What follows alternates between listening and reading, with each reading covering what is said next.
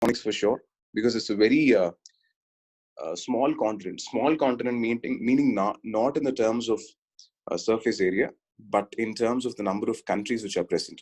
So at least mnemonics we should be able to comfortably finish. Okay, so depending upon time, we will see whether we can go for description. So this is the lesson plan for today's session.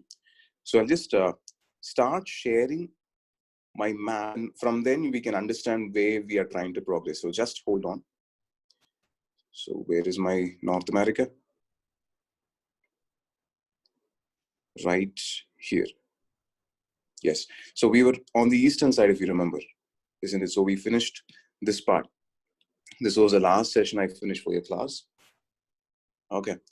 Labrador Sea. Just a second. There has been some issue with online. Just hold on.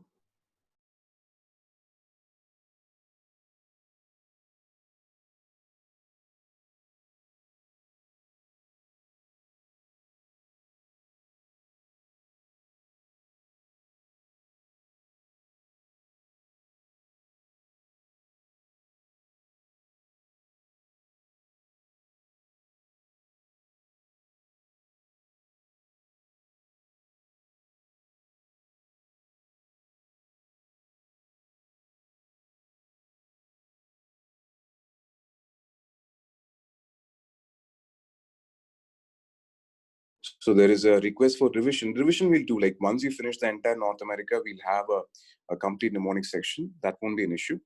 Okay. So if you remember the previous session, we stopped in Labrador Sea. Okay, Labrador and Labrador Sea. And I told you that there was a huge Labrador dog, and the dog was instrumental in saving you and then placing you over land again. So this is where we ended the last session. Okay, so now I'm going to continue exactly from where we left off.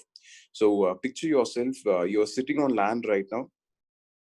Okay, so after saving you, the dog again swims back to the ocean. Now, there is a intense feeling which comes in your mind. You were really sad that you tried to attempt suicide. Now you decide that whatever happens, life is a great opportunity, and I want to live life, and I'm not going to throw away this case, even though it has been extremely difficult. Fine. So you decide to restart your case again. You're ready. Okay, one more time. You're like, okay, this time there is not going to be any letdown at all. I will find X.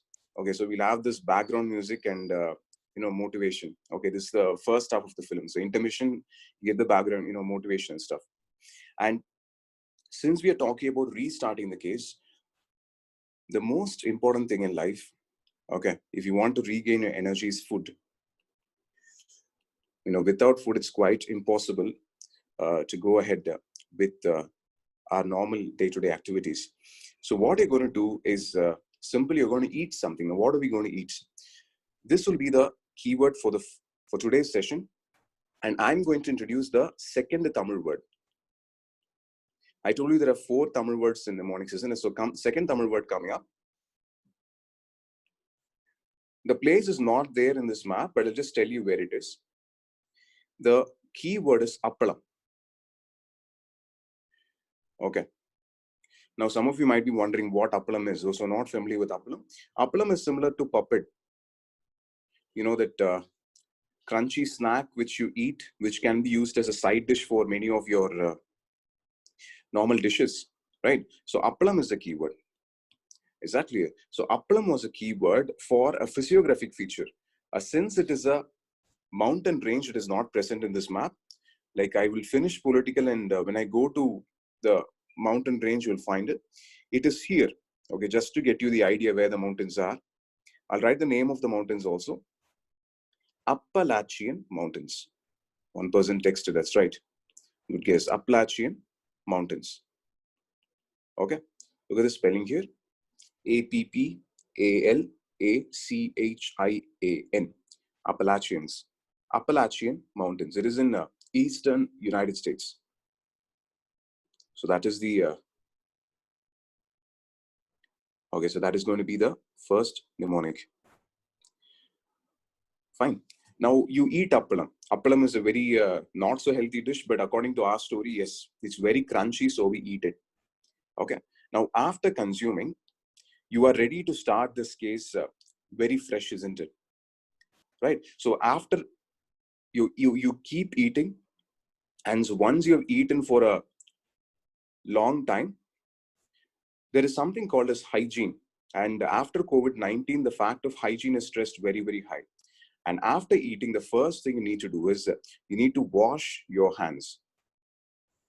What do? You wash your hands. Wash. So wash your hands in Washington, D.C. Simple. Wash your hands in Washington, D.C. Okay.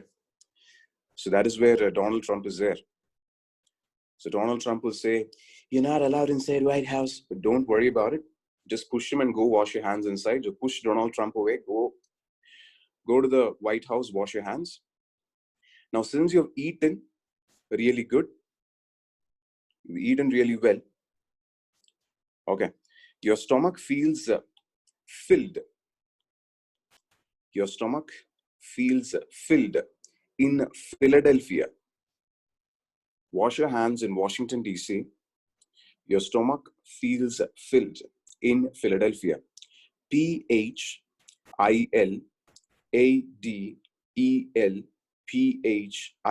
Philadelphia. Okay. So your stomach feels filled in Philadelphia. Is it clear? So very easy to point out, just northeastern side of Washington, D.C., filled in Philadelphia. Now, proceeding further, as I told you, you're really energetic. You want to make sure that you crack this case no matter what. And with that energy, you decide that you want to start everything new. So what you do is you decide to create a new file. What do? You decide to create a new file. All the information which is provided to you, all of them you collect and create a new file. You've crossed over 2 continents. So all the issues you're trying to document. I think you'd have already guessed it. It's very simple. What does new file stand for? New file stands for New York. New York. Okay, new file stands for New York. New file in New York. Okay. Now proceeding further, you've decided to compile and combine all your case history. You're creating a new file in New York, and then you're reporting to your boss. Reporting to your boss, sir, this is what has happened so far. So I'm sending you this file, okay? Just take care of this file. Reporting to your boss. Report to boss. I think you'd have guessed it again. Very simple places. Boss in Boston. Good. Boss in Boston. Boston. Boss in Boston. Fine. So once you report to your boss, you've decided that you're going to take, some different mode of transport, a mode of transport, which you have not tried so far. And that is going to be a parachute. Okay, so picture a parachute. Now, when a big balloon or something. So when I ask you to imagine a balloon which can take you out, what you will do is you'll picture a balloon like this, the one which I'm drawing right now, spherical balloon. So you sit in the balloon and then you automatically start flying. I don't want you to have this type. This is way more conventional and something which you will forget. So rather imagine this. Imagine a balloon. You can imagine a balloon, but make sure that the balloon looks like Donald Trump's face. Donald Trump's face. Okay, I'm not really getting the idea, but I know like most of them is yellow and orange in color. So, yellow color, orange color. So Donald Trump, and you're right here. Okay. So what they do in the balloon is they heat from the underside. So you heat from the underside, the Donald Trump balloon begins to fly up. Okay, it just begins to fly up.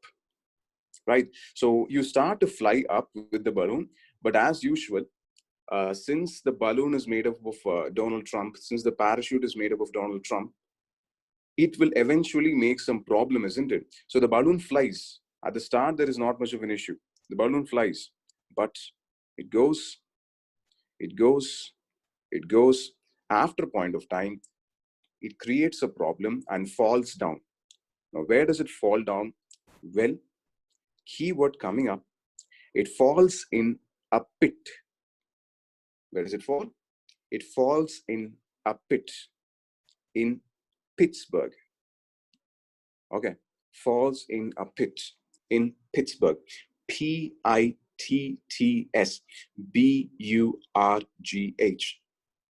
Falls inside a pit in Pittsburgh. Pittsburgh. Right? Pit in Pittsburgh. And eventually, once you fall inside a pit, you will be covered with dirt. This is very normal. You'll be covered with dirt. Dirt in Detroit. See close by this place? Dirt in Detroit. Fall inside a pit in Pittsburgh. You're covered with dirt in Detroit. Okay. Dirt in Detroit or dirty in Detroit. You can remember any way you want to. Now, you decide this parachute method is not going to work out for you. Fine. So you go to the conventional method. So we'll have a small stunt sequence here. So you are standing over a bridge. Okay. So there is a big truck which is carrying cargo. Very, very big truck. Okay. It's moving out. It is carrying cargo. C-A-R-G-U. Cargo. So you jump from the bridge onto the cargo truck. So this is a stunt we are talking about, and then start moving towards the western side. I think you would have guessed it already. Cargo in Chicago. Cargo in Chicago. C-H-I-C-A-G-O. Cargo in Chicago. Okay. So all these cities you're seeing so far is either in the eastern coast or on the eastern side, central eastern side. Now we are going to travel to western side of United States. So the cargo travels very far. You keep moving. Cargo in Chicago, you keep moving. And finally, once you move towards the western part of United States, interesting twist in our story. People listen, you decide to settle. Before cargo, the mnemonics is dirt in Detroit. Okay, dirt in Detroit, cargo in Chicago. You decide to settle. I think you guessed the place easily. Settle in Seattle. Look here, S-E-A-T-T-L-E. You settle in Seattle. Now, immediately a question comes. Only some time ago, you decided that you're going to restart the entire case. You'll be starting a completely new case. Now, all of a sudden, you decide to settle. Why does this happen? What happened to you? Why did you decide to settle? That's an important question. Now, you tell me, why will people usually settle down in life? Like, when do you settle down? Okay, like you're a secret agent pursuing on spot. Women have family. Brilliant. Brilliant, brilliant, brilliant. Very good. Okay, so you finally meet the love of your life. Okay, you meet the love of your life. That is the reason you're settling in. Okay, you just saw your women, or saw your man, whomever you want to imagine. You threw all the files away. Okay, bullshit, man. I don't care about anything in life. So you meet the person. Okay, so propose. And once proposal, you get married. So since you're married, you settle down in Seattle. Okay, now this is the second song sequence in our movie. Second song sequence. So this will be a montage sequence. I think the spelling is right. I don't know. Montage sequence. Now, whenever we talk about these type of songs in montage sequence, what happens is the song will be playing in the background, and you'll have a lot of scenes. Scenes will move in the front. Just people won't be trying to lip sync and all that. Just the scenes will be moving. Okay. First song we saw in Victoria. I think you remember the bar song. All the bar dancers and stuff. So that's the first song. There's a second song sequence, and this is a montage sequence. You're not dancing. There is one rule in Bollywood films. There is Bollywood or Tollywood or Kollywood, anything, or Kollywood or Tollywood, anything. Any films you took, any films you take. Like once hero and heroine go inside the song sequence, time will move very faster. Within 5 minutes, 5 years will be over, isn't it? 5 minutes, 5 years will be gone. The same thing here. You get married and we start the song sequence. Like for the first 1 minute of the song, we'll have your love potions. Each one of you, lying on each other's lap. Okay, then you build your house. Then you build your what do you call? you have your grah pravesh of the house also. And you tell me, people, like after marriage, what is the most important thing in life? After marriage. Yes, very good. Okay, many people are pointing out Surya Vamsam film. Like non-Tamil speakers will not know, but Surya Vamsam is one type of film. Trippa, no. Like, why do you go to trip, man? Yes, babies. You need babies, isn't it? You need kids. You need children. So first, after 2 minutes in the song, in the third minute of the song, child is born. Okay, third minute, child is born. In the film Teri, I think, there is this. I don't know, I think Jeevan, some song is there. So it will move like that. So the second or third minute, you get your child. So a son is born. Is it clear? Who's born? A son is born. Just hold on. A son is born. And the name of the son is Francis. Okay, you're naming him like that. See, I'm not being gender biased. It's much easier to remember the place like this. A son is born. The name of the son is Francis. I think you got the place. San Francisco. Son is born and his name is Francis. San Francisco. SANFRANCISCO. San Francisco. Okay, so the child is born and immediately within next 30 seconds, the child will be 1 year old. Then it will become a 2 year old. Then at the end of the song, it will become 3 year old. Okay. The child becomes 3 years old. 5 years just vanishes. Okay, once you're in the song. Now, 4 minutes, 30 seconds in the song is over. Very crucial, people. You're driving a car. Okay. So you are there, the driver's seat. So your love of your life. Okay, she's there, sitting nearby. Okay, and on her lap, the child is there, a small child. Okay, you're traveling, a very important sequence.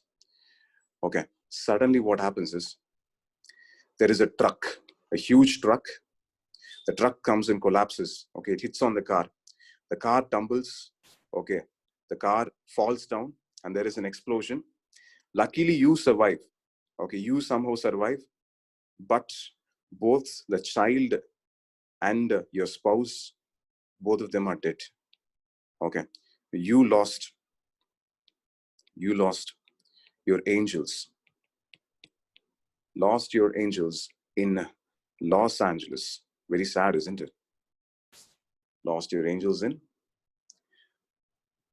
Los Angeles. Fine. So you settled in Seattle. Fine, you settled in Seattle because you met the love of your life. You had a child, Francis, San Francisco. Then in an accident, tragically lost all your angels. Lost your angels in Los Angeles. Okay. And proceeding further, very sad. Because of the loss, it's a huge loss which cannot be rebuilt ever again. It was true love. Because of the loss, you're very, very vexed in life. Okay, very vexed about life. Lost and vexed in Las Vegas. Lost and vexed in Las Vegas. Okay, very vexed. You're drinking. You're really sad. Okay, and finally, the funeral begins, and after 6 months or so, at the funeral, you place flowers. That's what people do. So in the funeral, flowers are placed. Flowers in Florida. Flowers in Florida. So this is the state of Florida. Florida. It is not there in this map. I'll share a map with the states in the United States. I think that time we'll get it. Okay, flowers in Florida. This region is called as Florida, United States. Flowers in Florida. So that's the first section of mnemonics. I knew there were a lot of questions. I'll take those questions up. Okay. So don't see, whenever we talk about masala film, especially in Indian cinema, There has to be comedy, action, and there has to be sadness and sentiment also. And this is our sentiment sequence. So flowers in Florida, don't worry, things will be all right. I will definitely give you a wonderful climax, man. Okay, so that's the end of the first part of mnemonics. So if you're ready, I'll go to the description part. Okay, so just let me know. If you're ready, I'll go to description. I know there were several questions, but all those questions will be answered. Because now we are going to talk about United States, the most powerful country in the world. No, I did not miss California. I didn't miss California. Like all of them, you need to wait for the description at the end. Thanks for the responses. So please be patient. Like US, I need to cover many aspects. So I'll just tell you what we are trying to do right now. So first, I'm not going to talk about the map, okay? Now, we are not going to deal with the map first. First, see, again, there is request for mnemonics repetition. We will have the mnemonics repetition. No worries at all. We'll finish North America and then have the mnemonics ones so that you get the entire story ready. You know, you won't miss anything. So small sections, we can definitely do it later. So map we'll deal later. So first I want to talk about the history of the United States. And after the history, I'll deal with the economic aspects. And once economy is done, then I'll take you back to the map again. Okay, so that's how the plan would go. So once I finish all these aspects and still you have doubts regarding United States, you ask me. So until then, I just ask you to wait so that I finish the entire process. So first thing is need to talk about history. Now, this is where the problem comes, because if I need to talk about the history of the United States, I will need to go back very old times. Okay, I'm not going to talk about history of the United States. I'm going to start with human migration. Okay, generally going to talk about human migration. No, it's not about even now we are going pre-Christopher Columbus, even before Christopher Columbus. Okay, I'm talking about evolution. Just a second. Let me take you somewhere else. Just hold on. Because this segment, we need to take its time. Now, understand, we are talking about Homo sapiens. That is ourselves, human beings. Homo sapiens. Like Homo sapiens evolved, like most anthropologists agree that we evolved in East Africa. This is the place. So this is the place where you had the family of apes. You have your chimpanzees, you have your gorillas. And then after gorillas, you had your related species of genus, where somehow Homo sapiens, that is ourselves, human beings, started evolving in Africa. That's where we got separated. Okay, so this is the point. Now I'm going to mark a series of directions. Okay, I'll use blue color. So these directions will tell you how we began to migrate into different parts of the world. Right, so we start from East Africa and populate this entire continent. We move to West Asia. From West Asia through Asia Minor, we travel across Europe. Move to India, China, Siberia. Okay, so thus you can see that the entire continent is getting populated. Now, this is the most crucial part. Kindly listen, this aspect is not properly mentioned in many textbooks. See, understand. So did Homo sapiens migrate to North America? Yes, we did, but we did in a way which you did not conceive. Back then, we had something known as Ice Age. Some of you might have seen this animation movie, Ice Age. The point is simple. It's not complicated at all. Very simple. When you use the word Ice Age, you're talking about large percentage of Earth's water bodies, mostly frozen. Okay, don't have many oceans, you have frozen ice. You're talking about more and more glaciers. Now, why is it significant? Well, this is significant because large section of waters was frozen and he had many ice bridge. Okay, it was not water, but land itself. You take this area, for example, entire Southeast Asia, all of them were connected using ice bridges because it was frozen. And if you look carefully, I think you'll understand why I'm stressing this fact. Humans migrated to North America because North America and Siberia was connected. I think you remember the discussion on Alaska, that if you travel from Siberia, you can reach Alaska. So we moved to Alaska, and this is the way we populated North America, and then we moved to South America. Okay, so this is our first trip outside Eurasia. Now, second one, so this is one significant aspect where we migrated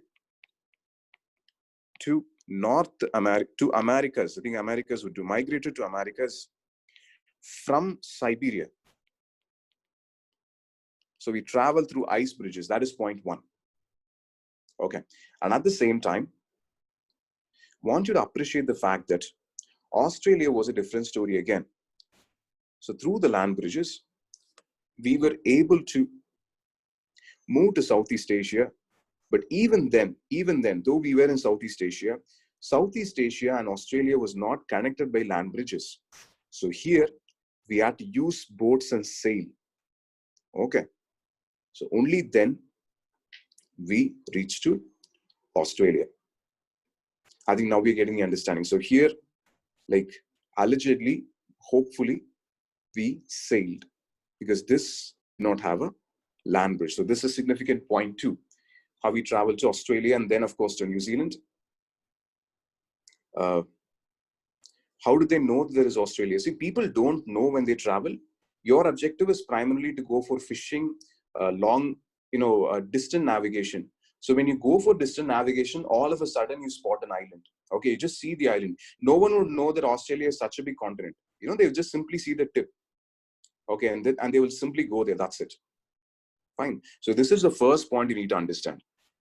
How do they know to build boat? Yes, good question. That is still a big question mark which anthropologists are trying to solve. How did they migrate? This problem is still not solved. Like, I think if you're able to find out, they will provide you with some great prize internationally. Possibly, we don't have a Nobel Prize for anthropology, but still, we don't have an issue also. Like, our only explanation is we sailed to Australia, but we don't know how we did it. Because the question of technology, like, did the ancient sapiens have this ability, still put under question? Okay. Australia is already part of Asia continent long ago. No. That is plate tectonics. That was long back, even before human beings evolved. I think I'm answering that question. Some say that Australia was early connected to Papua New Guinea Islands. That's partly true, yes. So your question is regarding plate tectonics, and that when I deal with geomorphology and geography, I'll definitely let you know. The point which I'm trying to say is we are talking about time period after the evolution of Homo sapiens. By the time Homo sapiens evolved, Australia got separated. It was a separate island. So please register that in your mind, the time period which you're talking about. It's after the evolution of Homo sapiens. Okay, so this is the first part. Is it clear? So no, I still haven't gone to the actual modern world at all. So if you're ready, let me know. I'll just take this off and go to the next section. So this is general Homo sapien migration. So we traveled across all the parts of the world. Okay, I still haven't talked about Columbus. You need to wait for that.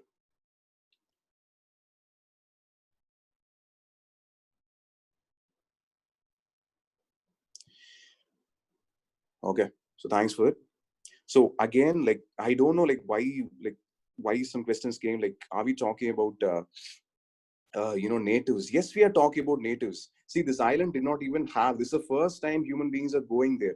They will become the natives of Australia, known as aborigines.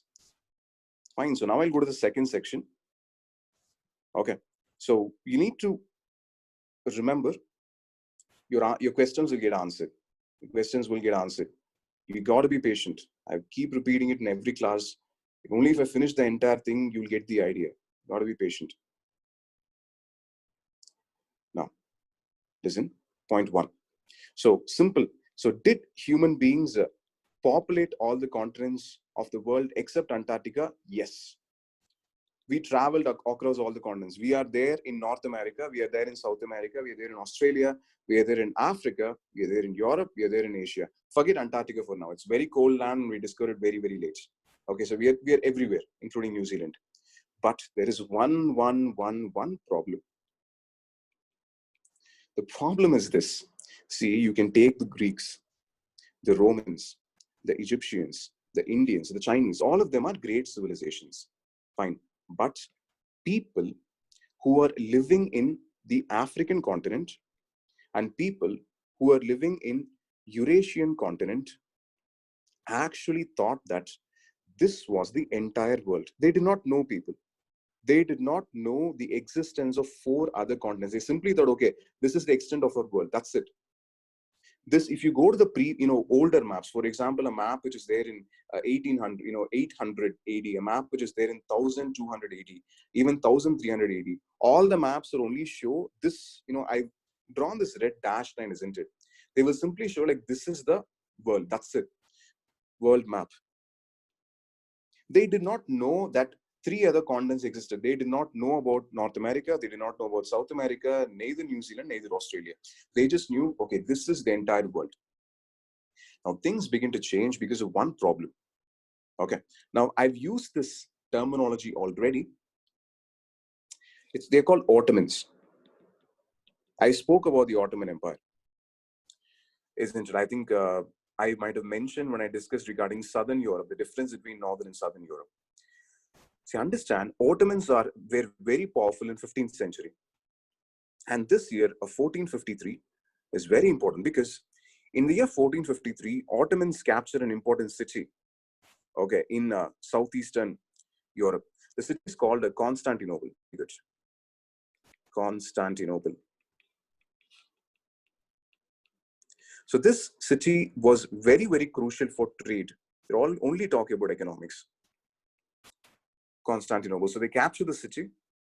And once they capture the city, now I want you to think from the economics perspective. Okay, so let me just take this off. I'll tell you what happens once the Ottomans comes into picture. Listen, now you take Europeans. Europeans relied on large amount of commodities which travel between India and China. Okay, so if you had to move between India and China, for example, if I'm going to bring goods from India to China, I just move from India, I move from China, and then the goods needs to move towards Europe. So that is the case. Okay, now the point is, once you put Ottomans in the center, they become middlemen, isn't it? So now, before the advent of Ottomans, if there is going to be any commodity which is traded between India, China, and then Europe, like Europeans control the entire trade, they did not have any problem. But Ottomans become middlemen in this case. Okay, just hold on. So Ottomans become middlemen in this case. So automatically, the prices of goods become very, very costly. So Ottomans tell the Europeans, you know what, let's say that the commodity is only 10 rupees is coming from India. Ottomans are leaving a 30 rupee charge. So once they put a 30 rupee tax, then when it goes to Europe, it will become 40 rupees. I think you're getting the economic sense. Fine, that's the problem with middlemen. They hike the price. See, Ottomans controlled Constantinople, and it was very difficult for Europeans to purchase commodities from India and China. Now, that is when Europeans starts their naval expeditions. You're getting it? Now I'm forced. I have no other option. That's the point I want to understand. Europeans did not do it voluntarily. They did not have a choice. There is no other go. I'll have to do it. Okay. I think now we are getting the relationship with Vasco da Gama. Many countries, starting from Portugal, Portuguese Empire, Spanish Empire, French Empire, English Empire, all of them slowly started to explore new trade routes toward India. And that is how an individual, Vasco da Gama, came to India in 1498. Vasco da Gama. That's how he comes to India. Okay. Now we'll talk about an interesting individual. There was one individual, people. Okay. This person, green colored person. This person said, sir, I have an idea. Like all the ships are moving towards the eastern side. I believe this is not the right route. I have one more option. He says, sir, we know that the earth is a sphere, it's a globe, which means if I travel towards the western side, After a point of time, I should be able to reach India. That was the idea pitched by this individual. Okay, but the problem you need to understand is when Columbus said this idea, he was branded as a fool. They told him, you're stupid, man. You're really foolish. Okay, they said, we are not going to give you money. So you need to understand the importance of perseverance here.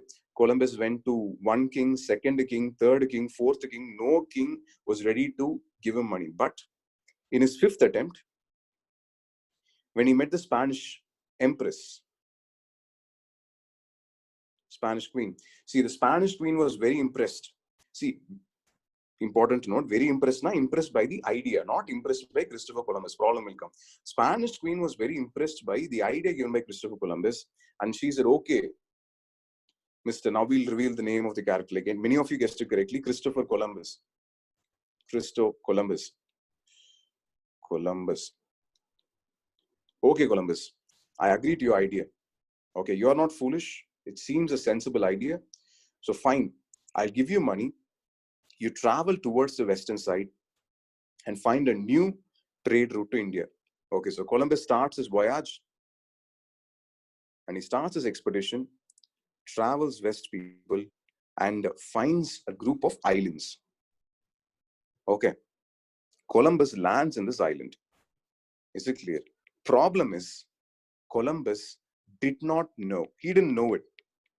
He did not know that these two continents existed.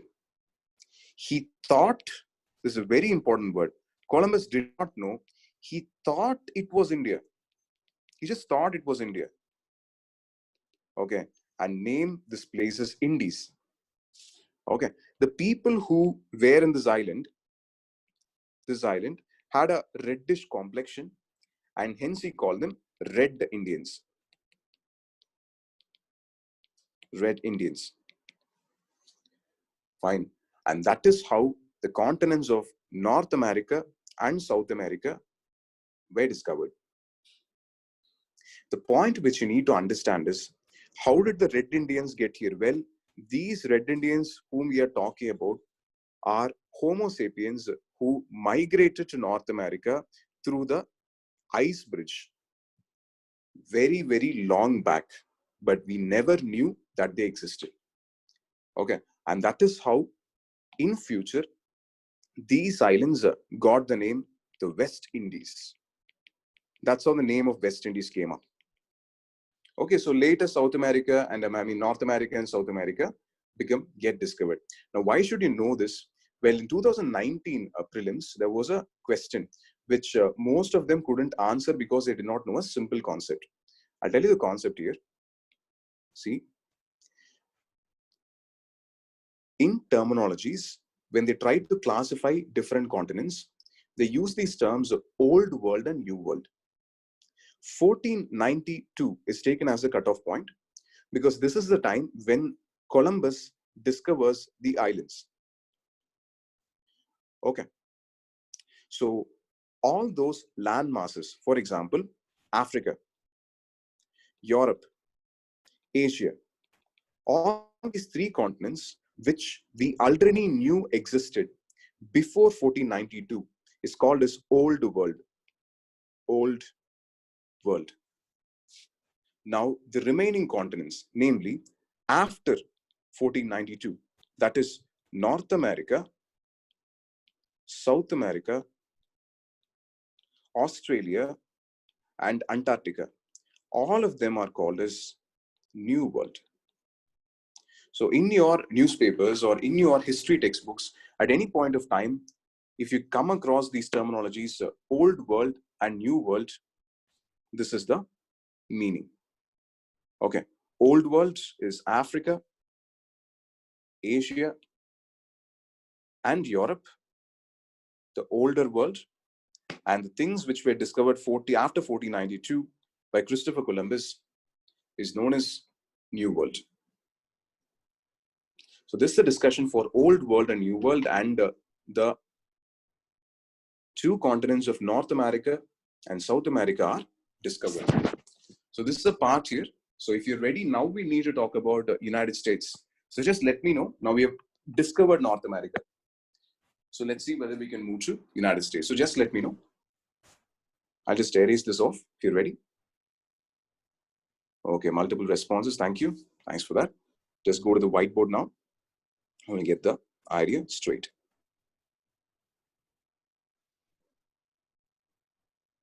Can you repeat about West Indies? So that's the only question which came up. Just hold on.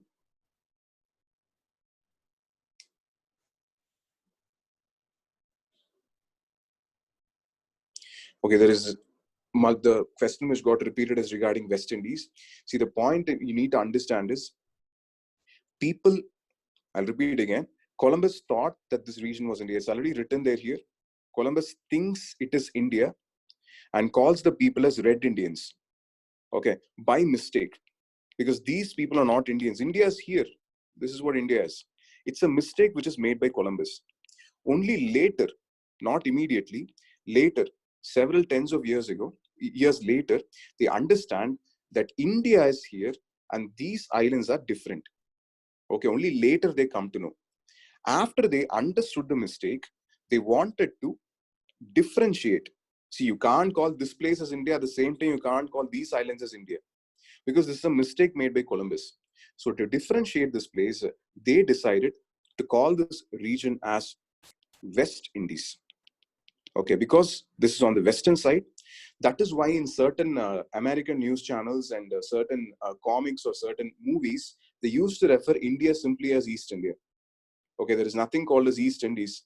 It's the perspective of Americans, because they say that this is found in the western part of the world, this India is found in the eastern part of the world. Okay. So now when I talk about red color, it's not literally red color. Okay, like from Columbus perspective, they had a reddish texture. That's all. Okay, no human being is red in color except Dracula, maybe. Okay, again, I'll tell you what is West Indies team, what is West Indian cricket team. I need to go back to the map, so you need to wait for that. So I've addressed the question. I'll go back to the whiteboard and start with the next part of discussion. Now, people have discovered this huge continent. Okay, so they've got this area and it's very normal. So once you are in Europe, information spreads very, very fast. Many people come to know, there is a very big land here. Okay, the land is free. So much of land, it seems. It has resources. Okay, so what we'll do is we'll start migrating, we'll start settling. Fine, because you take Europe, not everybody in Europe is well-to-do. You're talking about the 15th century, 16th century. So people migrated to North America, and both North America and South America, primarily for opportunities.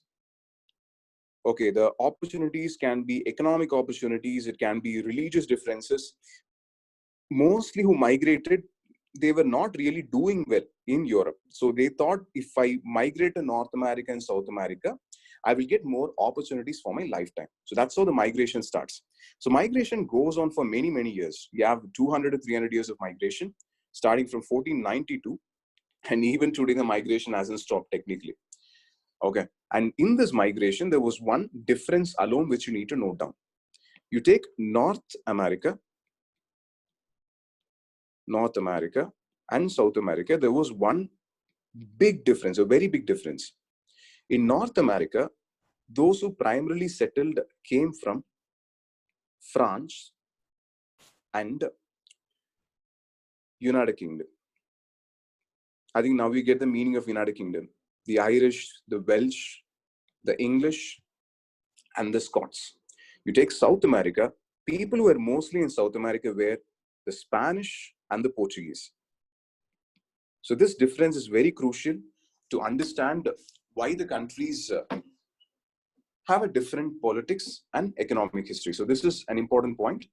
North America, the settlers were mainly from France and United Kingdom, but in South America, the settlers are mainly from Spain and Portugal. If you've taken this point, I'll flip over to the next one. Just let me know. France and United Kingdom, in South America, Spanish and Portuguese.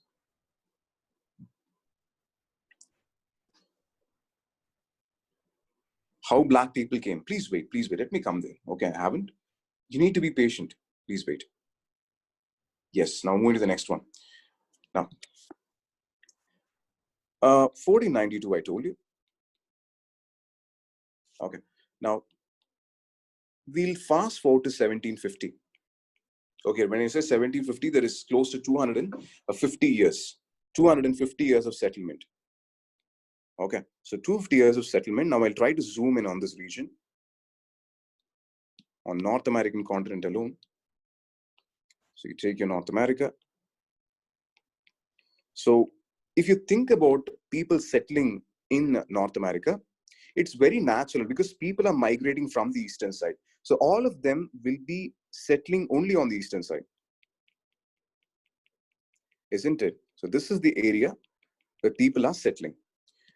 Now, the settlers who are in United States of America, okay, I shouldn't be using this word, settlers who are in this American continent,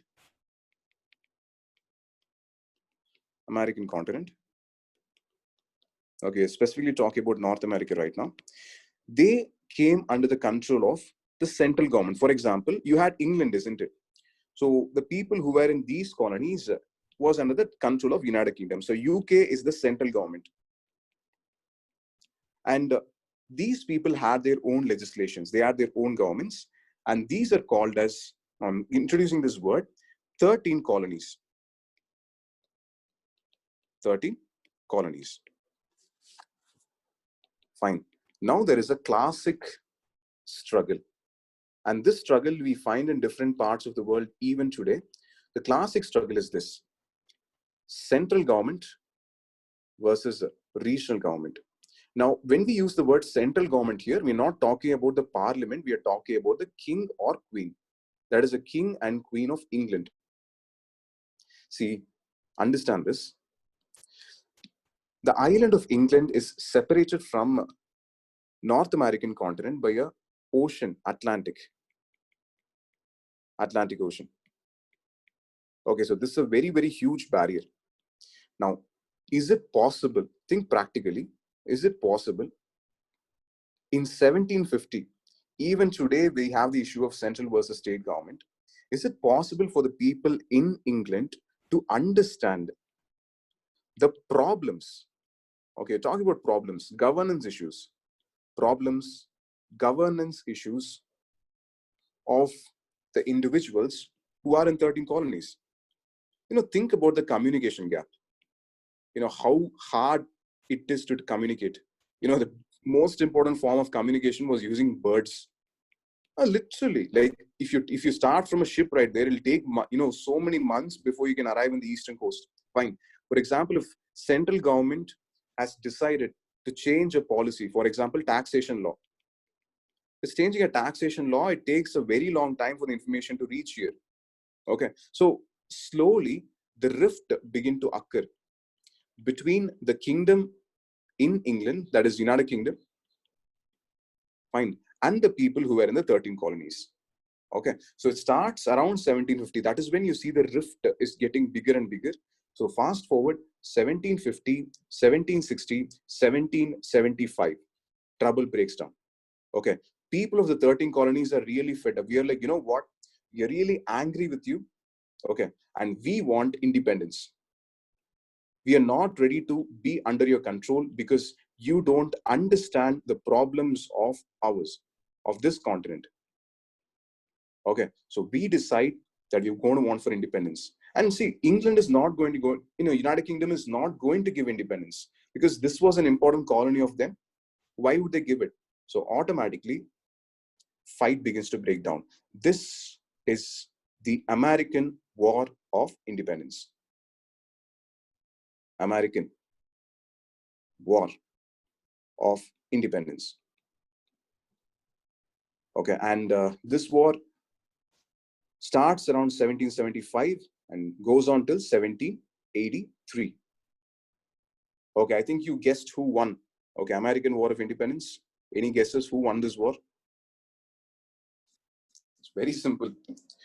For a very first time, United Kingdom got defeated, people. It's very, very unnatural. It usually doesn't happen. UK gets defeated and the 13 colonies win. See, there are several reasons why UK got defeated. The first reason is distance itself. You know, they're very, very far away. Okay. And second reason is these 13 colonies had the support of France.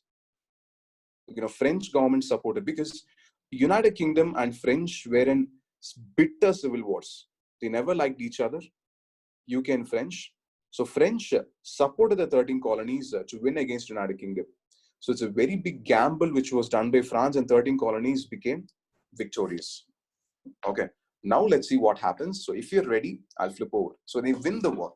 Let's see what happens after they win the war. So just let me know.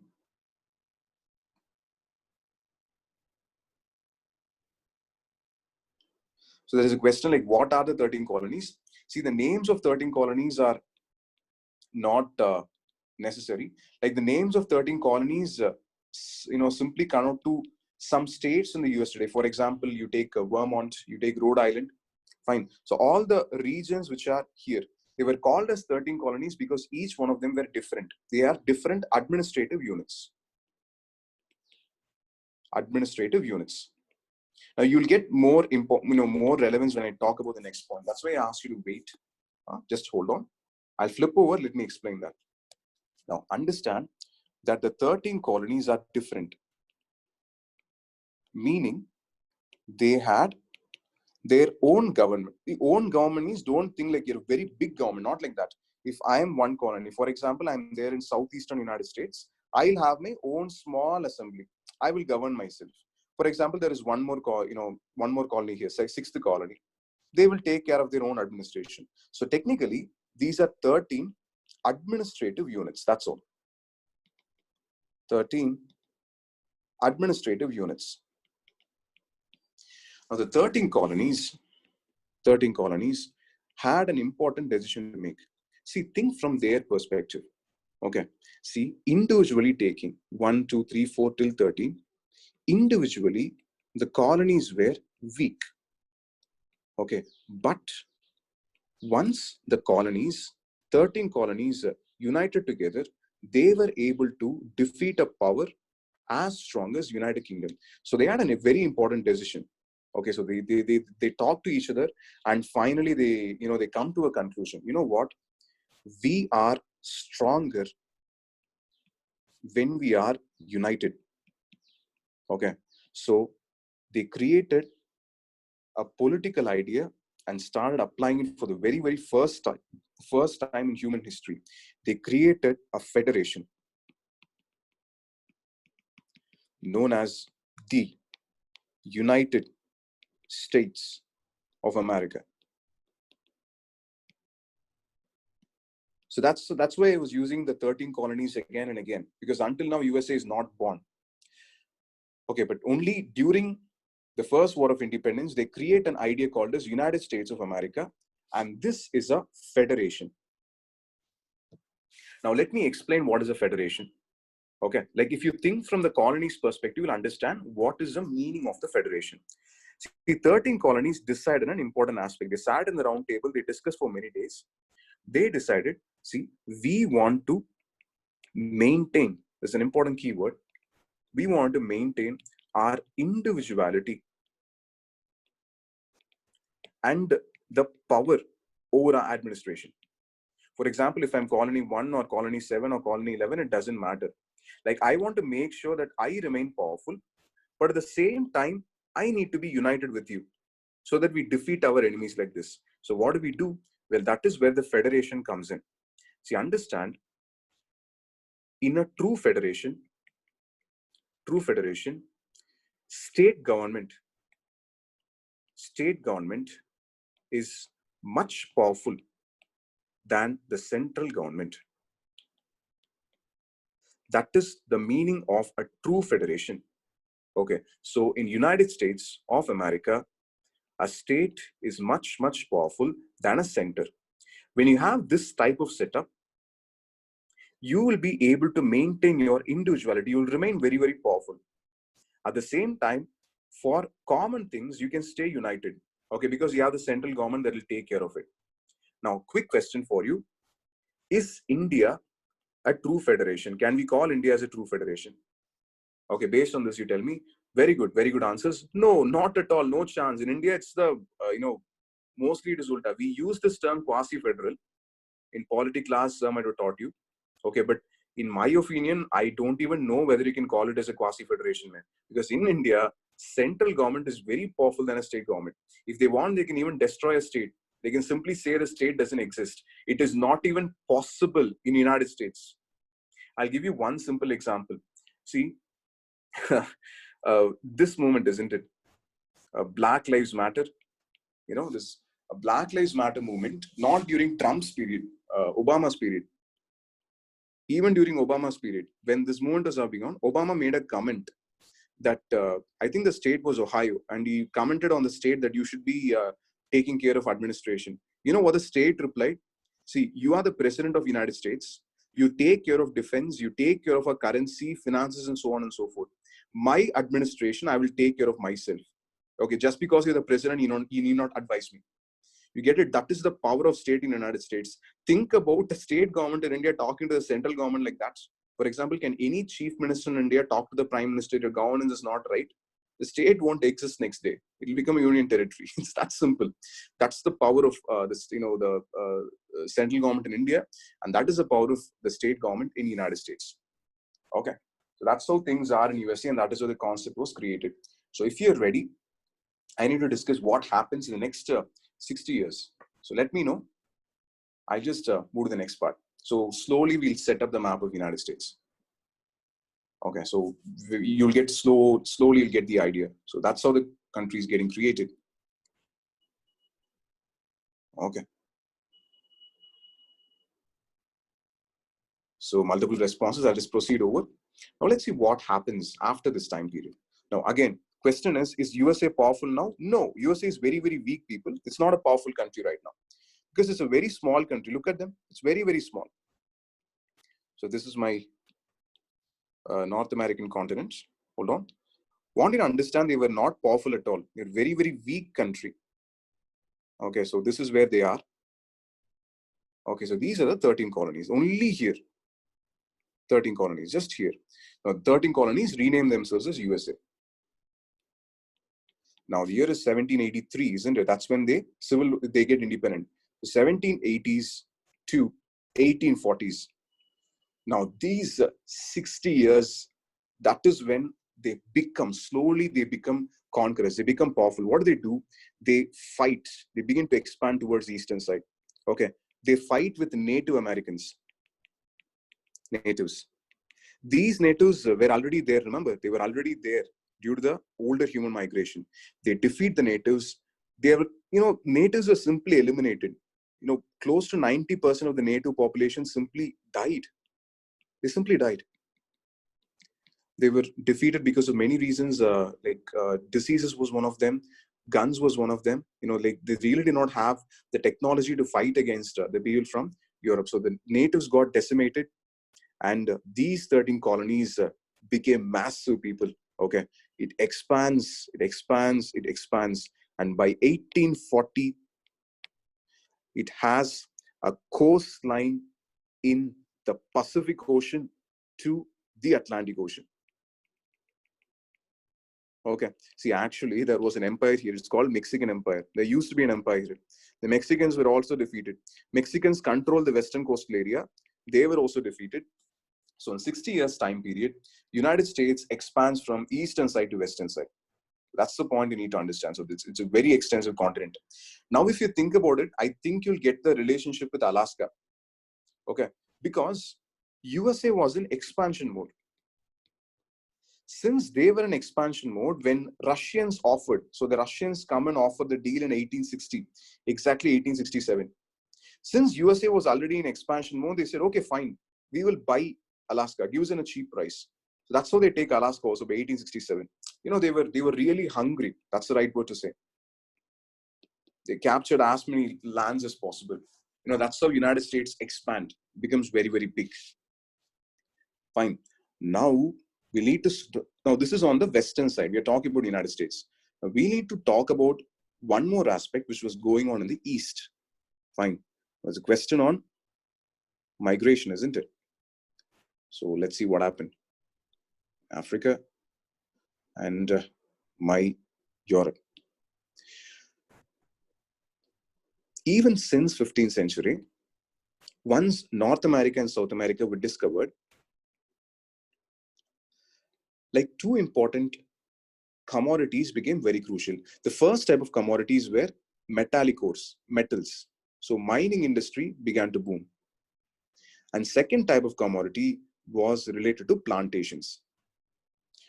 You can talk about many plantations. It can be sugarcane, it can be tobacco plantations, it can be corn plantations, a lot of things. Fine. But the problem is, for working in these plantations, you need a large number of workers. And these workers were forcefully migrated from Africa to both North America and South America by force to work. Okay, that is how Africans entered North America and South America. To answer the question, okay, now why exactly it happened? Yes, triangular slave trade, very good point. Like if I deal with triangle, it might take too long because you'll learn this in world history. That's why I'm not talking about triangular slave trade right now. Just understand they were forcibly moved from Africa to work in the plantations and the mines. You know that will be enough. Okay, because you need to understand, because now it becomes a problem. So just let me know if you're ready. I'll go to the next part. So now we are going to talk about one problem which comes in the United States after 1840. Okay, so just let me know. Fine. So large number of Africans are migrating from Africa. The migration, as you can see, has went on for more than 200 years. So many Africans are here, more than 200 years. So now we are seeing a problem. Just let me know. Just got one response. If there are multiple responses, I think I'll proceed further. Why did the Africans not fight against Americans in the African continent? Okay, I'll answer this. See, understand that when you talk about Africans, they are done forcefully. You're asking about fight, isn't it? Well, the fight really didn't happen because there were many African kingdoms which benefited. I'll tell you this, when we talk about slavery, don't think that only white people are doing this and bad. No, black people were equally involved. For example, if I'm a king in Africa, okay, and there is a trader comes to me, and trader tells me, sir, I need slaves. What the king does is, he will send his own people as slaves. Okay, because the more he gives people to the trader gives more money to the king. That's how things are. Okay, just hold on. Just hold on.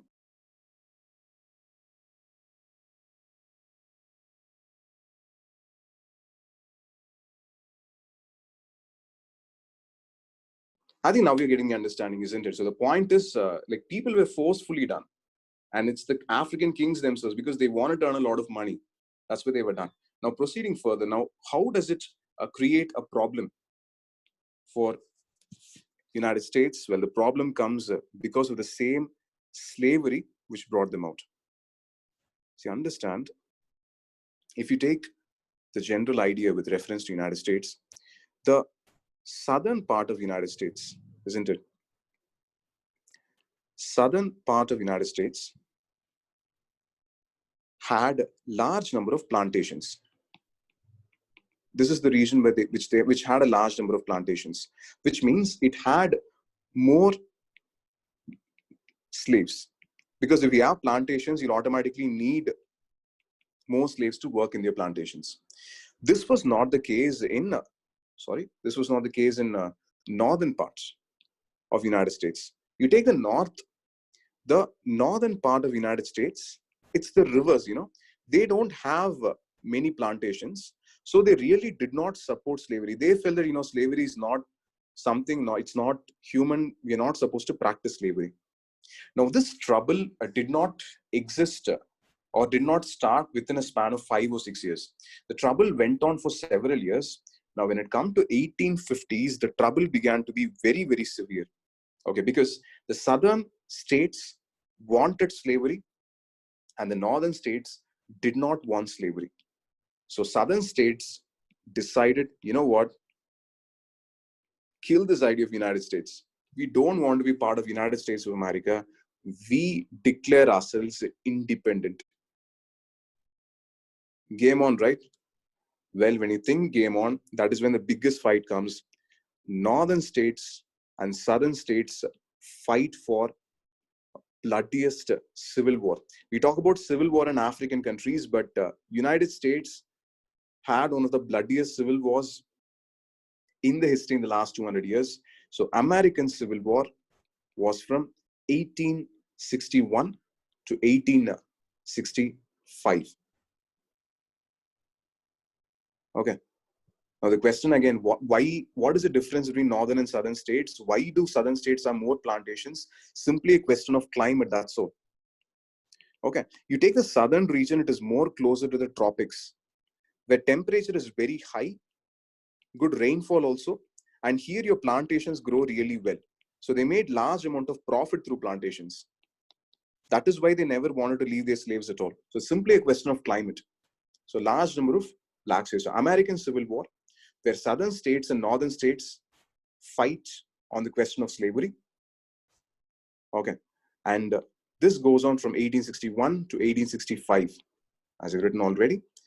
And it's a crucial moment because if the Civil War had gone the other way, history would have been totally different. And in this American Civil War, the North wins and slavery is abolished. This was possible because of a great leader, one of my favorite US presidents, Abraham Lincoln. He had seen so many defeats in his life.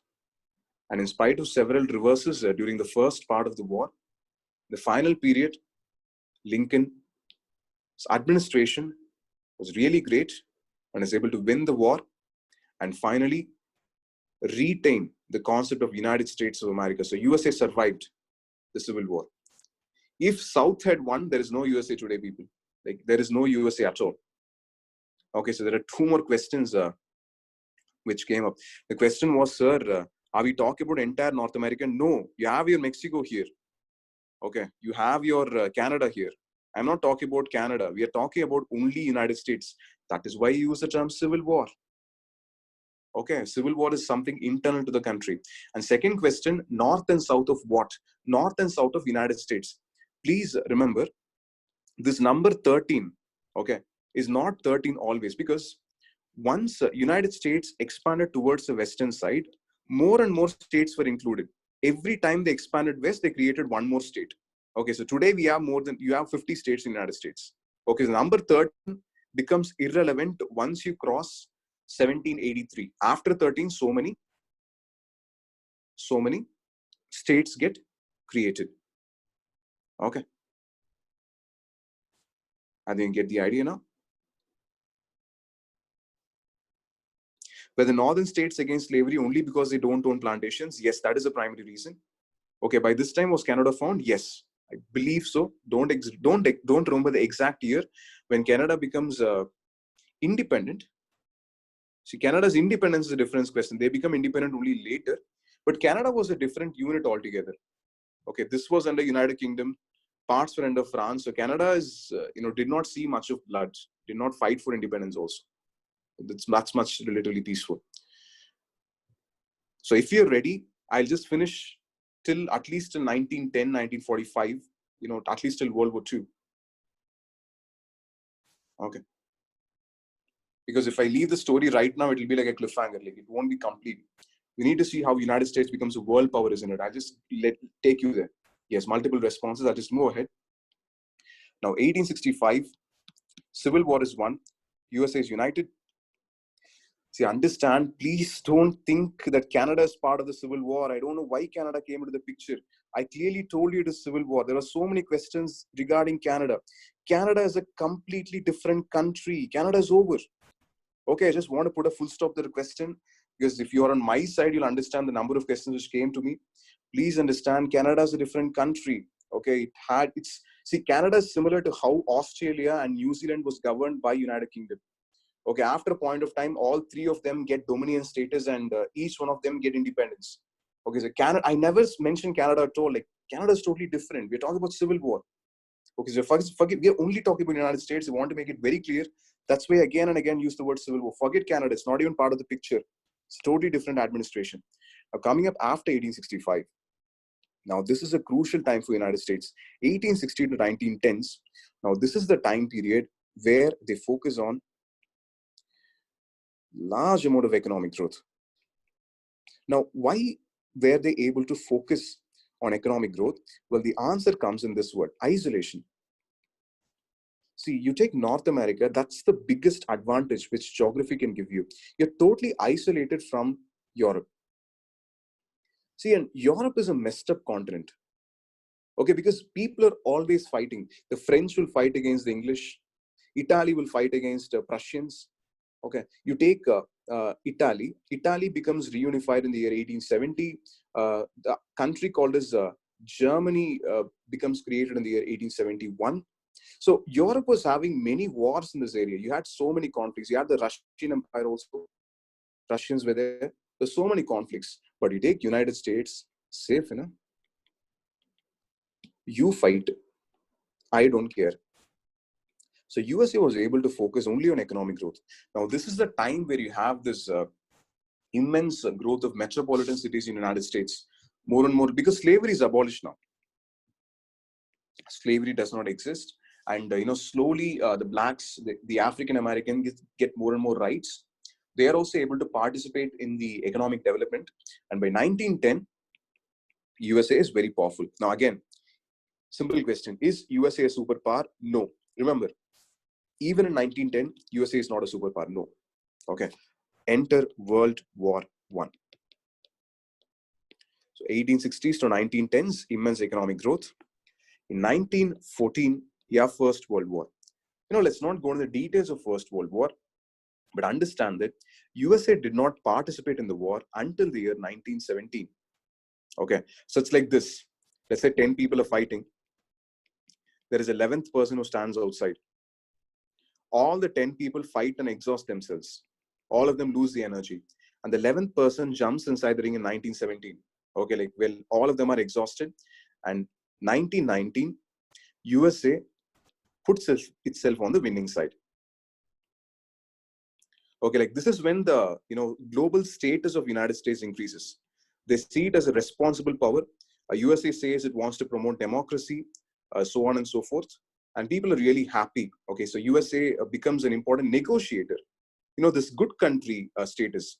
All of them like United States because they stand for true good values. That kind of name United States gets because it was supporting them politically and economically. Again, in 1919, is USA a superpower?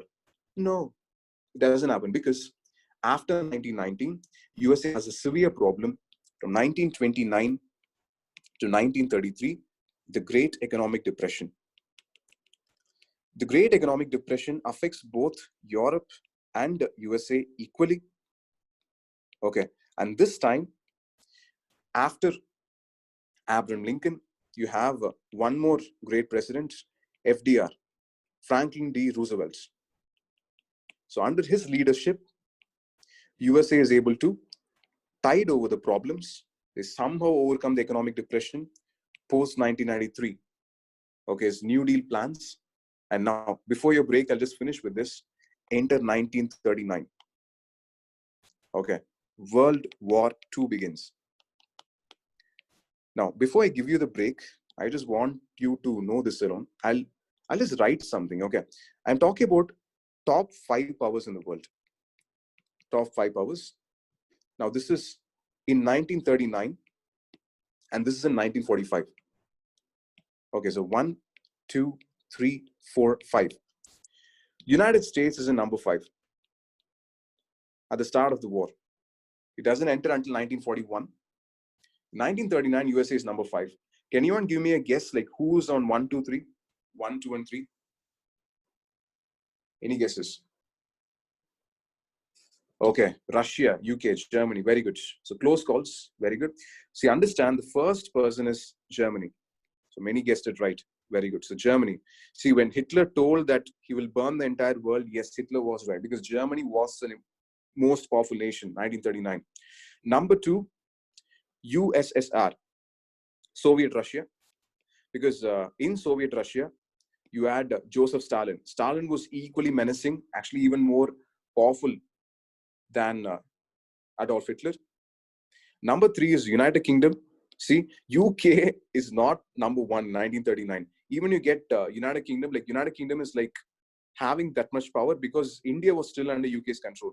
We get independence only in 1947. So UK was number 3. And 4th is an unlikely power. Okay, only one person has guessed it correctly. Let me just check. Yeah. Two are given that name. You know, most people don't consider this as a major power. But actually, number 4, yes, now the guests are coming right. Japan. Who's Japan? Japan was even more powerful than USA, 1939. I'll tell you what happens in 1945. See, number 4. Over Japan, Hiroshima and Nagasaki, there is dropping of atomic weapons. Not just atomic weapons, even before the atomic weapon dropping, Japan was severely beaten from all the other colonies. Japan is done. United Kingdom has a very costly war because immediately after 1945, independence movement started in all parts of the world. It loses India, Pakistan, and Bangladesh. Everything becomes over. UK is not a world power anymore. USSR retains, even though it is hurt, it retains its position. Germany is beaten. Germany is divided as 2 different Germanys, Western Germany and Eastern Germany. It's divided between capitalist and communist powers. And this number 5 becomes number 1, United States of America. And since 1945, my dear people, this is the undisputed world power. Okay. So we'll hold here in 1945. That's a very short history of the United States. Take a 5 minutes break. We'll meet after that. Okay, this time we'll go to specifics. Take a break for 5 minutes.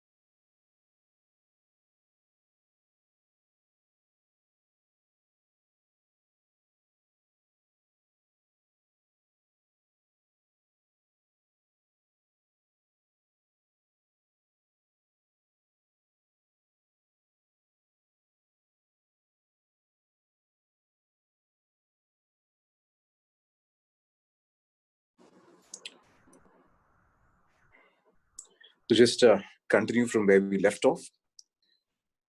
Okay, so I think we stopped in 1945. So there was one message, what about USSR? See, from 1995 to 1991, you have the struggle between USA and USSR. And this is what is termed as Cold War. Cold War. Cold War conflict,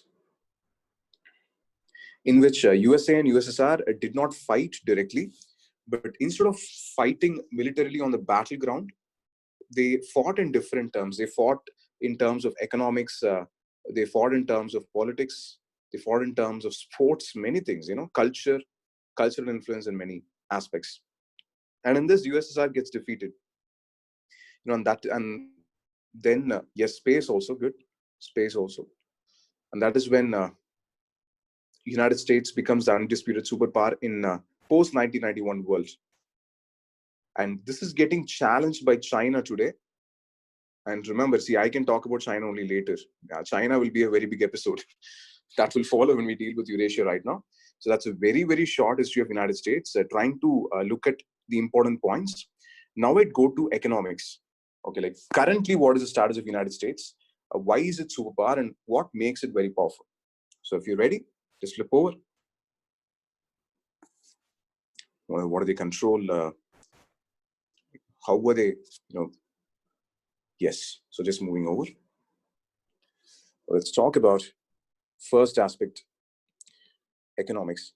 Now, in economics, first point you need to understand is USA's defense expenditure. See, if you want to be powerful, you have the big guns so that no one ever questions you. Anyone questions you, you just blast them. That's it. Their defense expenditure today, like based on the most recent data, 2017 or 18, I believe, is 2.5 to 3 times greater than China. I think that speaks for itself. So they have the guns. You can do anything. That's it. That's point one you need to understand. So people respect weapons. I don't know how many of you know this film. The film is not good. What is it? Like it's acted by both Robert De Niro and Al Pacino. I don't remember the name of the film. The film bombed in the box office, but there is a dialogue in the film which Robert De Niro says, and it's a wonderful dialogue. The dialogue goes like this. No, not Heat. Heat is a hit. Heat is a wonderful film. The film bombed in the box. I'll just tell you the dialogue. Not the Irishman. You're talking about hits. I'm talking about a film which bombed. Let me just finish the dialogue. The dialogue says, I became a police officer for two reasons. Two reasons. Like most people respect the badge, but everybody respects the gun. That's a top-notch dialogue. So you have the guns, people respect you. That's all. That's something based on that. So they are very good in militarily. Now, talking about aspect number two. Now, United States controls 20%. If you look at their major exports or the industry, 20% of global finance industry. They have the money. They are the banking system. So they lend out loans to many countries. And once I provide loan to a small country, the country will need to obey me. It's that because I have this financial control. Yes, I have this financial control. So that's an important aspect. Okay, they control the services sector. Now, when I say services sector, you're talking about both information. Yes, similar to debt trap. Very good. What China is trying to achieve, USA has done it many years. Okay. Talk about services sector. They control the information communication technology. See, you think about the level of tech companies which United States has. Okay, they knew like once you control technology, then automatically people will need to come to you. So look at your services sector. They are very good information communication technology. And after the services sector, they're also good in transport. Okay, so they have the important key points which kind of drives world economy. They got the defense industry because everyone needs defense. They also got finance industry. And number three is their investment is space sector. So if you look at how their economics works. They hold these major key points.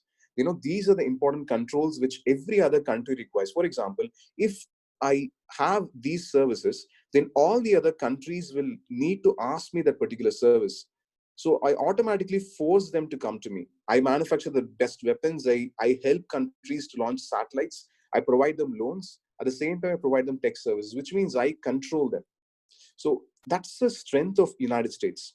Okay, for example, that's a good one. For example, one person said that that's a good message, that World Health Organization funding, UNESCO funding, they're trying to withdraw. What Trump is trying to do right now. Because yes, they control international organizations through their funding. That is true. And space sector, again, relevance to your global positioning system, your satellite system, which is very important technically. So these are the three key understand, and why USA became successful and why USA is still successful. Because even if other countries are able to develop, for example, India is trying to improve defense, India is trying to improve finance, trying to improve space. We will need more than 45 to 50 years to reach the level which United States has, and by the time USA will only keep improving. Okay. Now, apart from this, they are also there in others. For example, they are world leaders in metal and metallic ore production. So wide varieties of metals and metallic ores. Okay, so they get ores if they don't have it, and they process finished metals. Number 5, they are also involved in gold and diamond trade. Fine. Gold at least 7%, diamonds 10%. Okay. Now, not just this, they're involved in production of pharmaceuticals. They got a good hold in pharmaceuticals, approximately 10% global industry. Plastics, chemicals. Okay. And refineries, refining petroleum. Because we remember Alaska. So they get crude oil and they refine crude oil. They separate the petrochemicals. That's how they manufacture chemicals. That's how they manufacture plastics. So these two are interrelated. Fine. At the same time, when you think USA is only involved in technical things, they're also important agricultural nation. For example, major commodities like corn, soya, cotton, fruits. Fine. So you look at United States, they have a very important role in the production. For example, 1/3 of the world's soya exports come from United States. 1/3.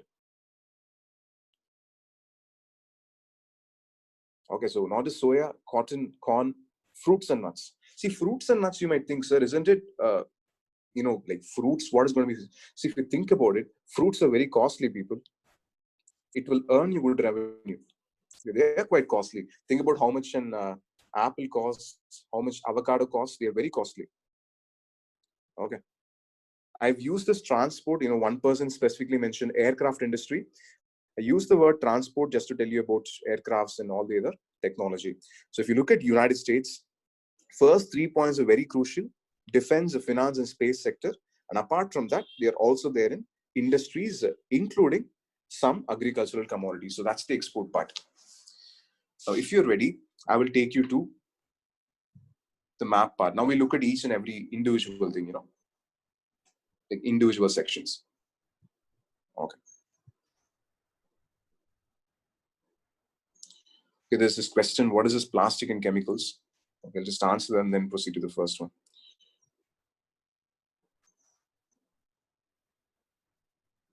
Just hold on.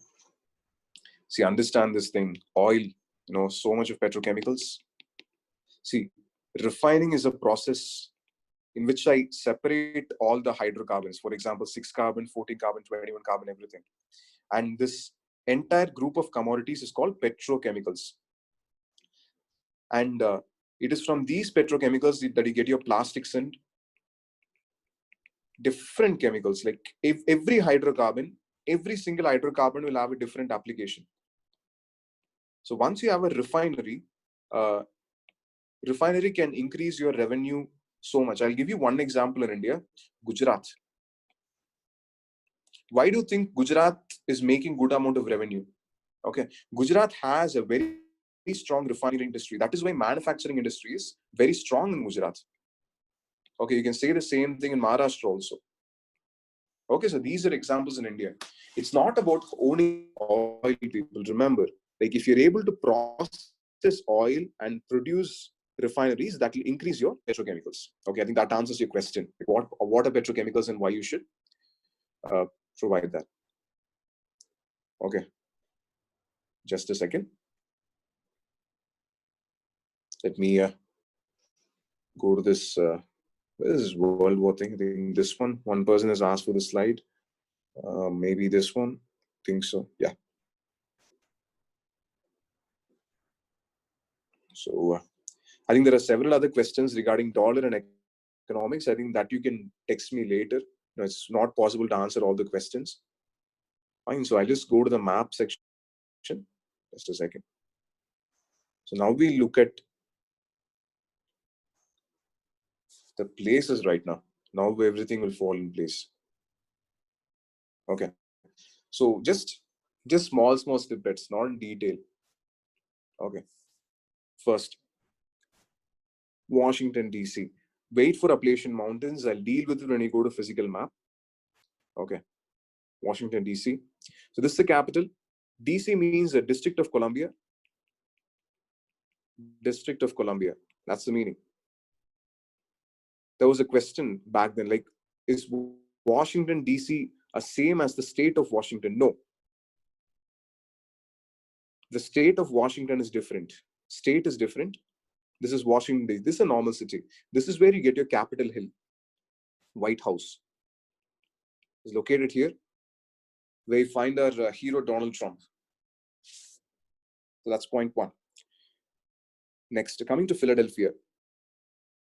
Philadelphia is known for Declaration of Independence. Declaration. So these places they will talk about in world history. So I just want you to know. Declaration of Independence. So this is where the 13 colonies come together and declare themselves independent.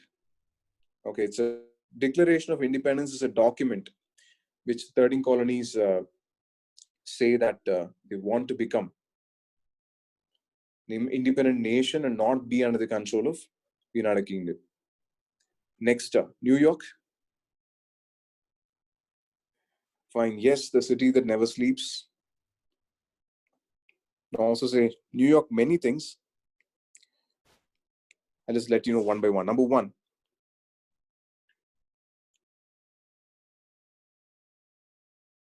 largest financial center. Largest financial center in North America. North America. Third fashion capital. First was Paris, second was Milan, third is New York. Cultural capital of the world. Cultural capital of the world. At the same time, a very famous monument, not necessary for exam, but you can just know it. Statue of Liberty. It's right here. Statue of Liberty. So that's with reference to New York. And then Boston. So you just know this alone. They will talk about this in world history. So I want to mention the importance. They will let you know something called as Boston Tea Party. So when they talk about this, I just want you to know what it is in world history. Boston Tea Party. It's one of the big movements of the 13 colonies to fight against the kingdom in England. So Boston, known for Boston Tea Party. Elaboration will be provided in world history. If you're ready, I'll go to the next set of cities. You know, this Pittsburgh, Detroit. Okay, just let me know. Fine. Let me just take this off. Washington, D.C., District of Columbia, Declaration of Independence. No, Boston Tea Party is an event in which 13 colonies protested against United Kingdom by throwing tea into the sea. Okay, all the tea goods which came from UK was thrown out. That is Boston Tea Party. Detailed description, you will find it in world history. I want to know the place. I mean, I wanted to make sure that you know the place Washington, D.C. is the capital of United States. You clearly see the symbol right here. Okay, like that's where White House is. Now coming to the next set of places, Pittsburgh and Detroit. Let me just write it for you, and then I will explain an important part. Pittsburgh and Detroit. Okay, just a second. Pittsburgh. Pittsburgh, iron and steel capital of the world. Iron and steel capital of the world. Detroit is known as the automobile capital. Automobile capital.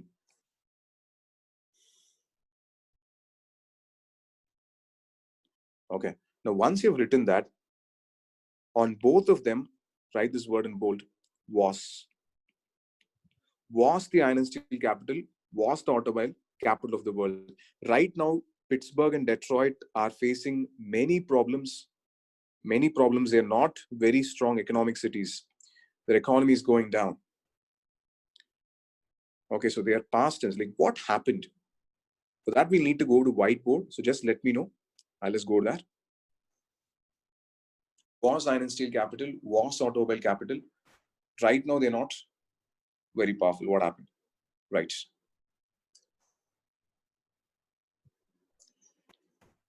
See, there are several reasons, but I'd like to talk about 2 to 3 important things.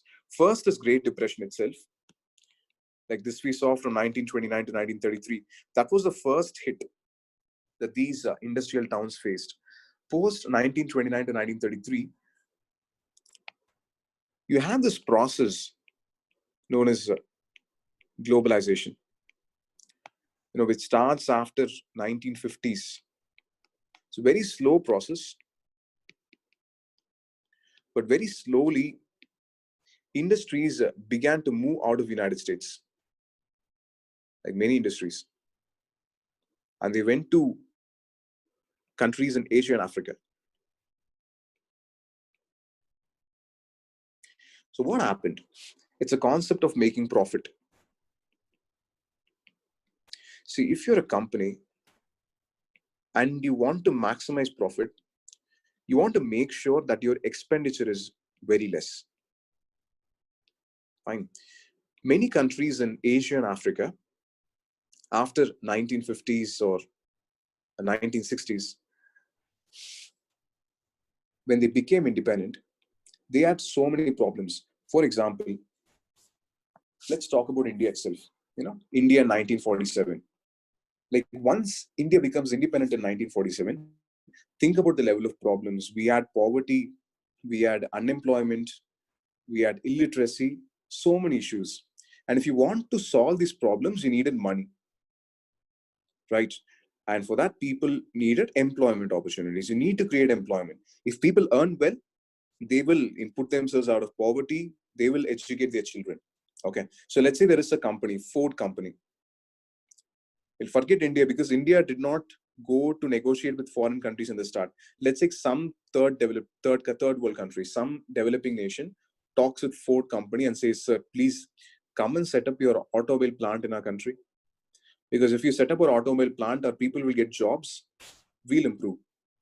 Ford Motor Company will give a lot of demands. See, why should I invest in your country? Because your country has simply got independence and the country is not safe. The third world country will promise a lot of things. See, we'll give you 24/7 water supply. Okay, our country has large amount of coal reserves. Come here, come and take coal. You can destroy your forests. You can make wood. Okay, you can start your own industry. Fine. But for all this, we need money and we don't have money. So you come to our country and set up your factory. Our citizens will get employment and our financial condition will improve. And in exchange for that, you can have all this for free or at a very, very cheap price. That's it. Think about it. Like you're the CEO of a Ford company. If you have your manufacturing plant in the United States, it's really not going to be very profitable because the labor cost is very high. The land is very costly. Everything is costly. But if you go here to Asia and Africa, Since things are cheap, you can make very good profits. It's simple economics. That is why companies started walking out of the United States. See, if a company is here, company walks out, company will make profit. Its profits will increase, no doubt. But in the United States, there will be a poor laborer, isn't it? He will become jobless. That is how Detroit and Pittsburgh lost their fame. Many industries moved out of Detroit and Pittsburgh, and individuals started leaving the city, all the skilled individuals. Okay. And that is how the cities declined. Now there are efforts to restart the cities, to really improve their financial condition.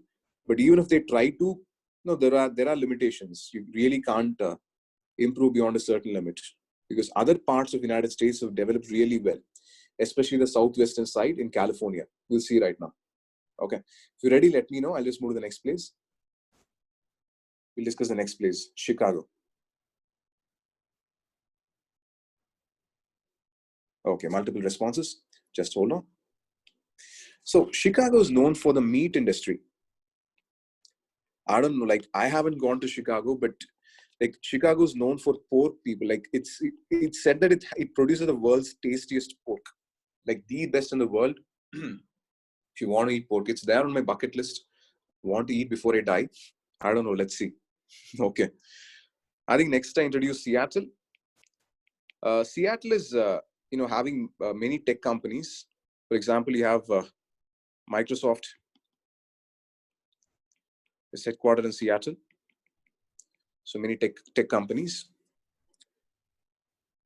And if you're ready, I'll go to a very important place in the United States, San Francisco Bay Area. Okay, because this is going to take some time. You need to really understand this. And I'll share the map, so that you get the understanding also. Some might be wondering, sir, where exactly is this place? See, where is my... Okay, this is a states map of United States. Okay, this is a states map. Fine. And this is California. Let me just draw the border as well.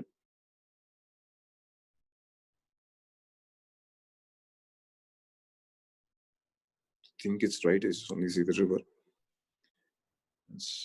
Yeah, this is California. You want me to zoom in? Okay.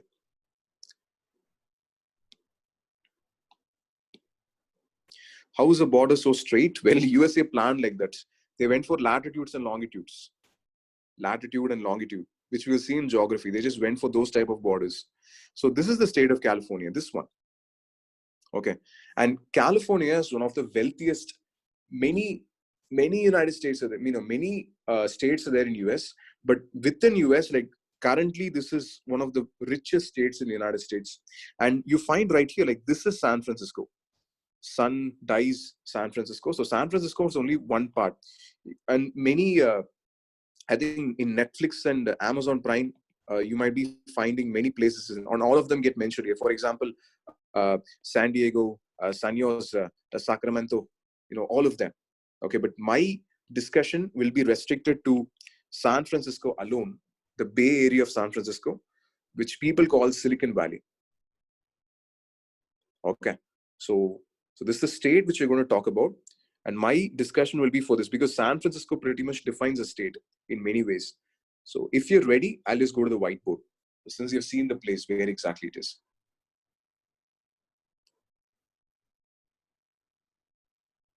Yes, multiple responses. Moving to whiteboard. What you hear is Silicon Valley is the region in and around San Francisco. Understand, Silicon Valley is not a state. It is not a district. It's an irregular region. Irregular region, that's it. It does not have defined boundaries. Like, it's not technically defined. When people say Silicon Valley, we just know we are talking about San Francisco, that's it. You're talking about San Francisco and the areas around San Francisco. Okay, around San Francisco, in and around. And around. The discussion will be on why Silicon Valley? What is Silicon Valley? Two questions. So point one, like, what do you mean by Silicon Valley? Well, Silicon Valley is where future is getting created. When I say future, I'm talking about 4 industries. Okay, number 1, social media, artificial intelligence, robotics,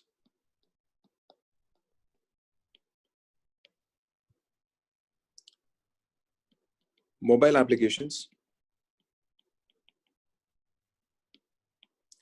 and information and communication technology, which relates all of them. Like, all of them are getting connected.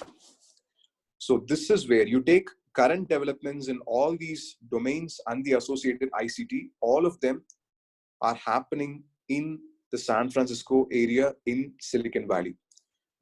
It's like this, like, you just stand in one place, you throw something, you'll find Google. You look left, there'll be Facebook. On one side, you'll get Amazon. All the tech companies are here. All their offices, everyone are here.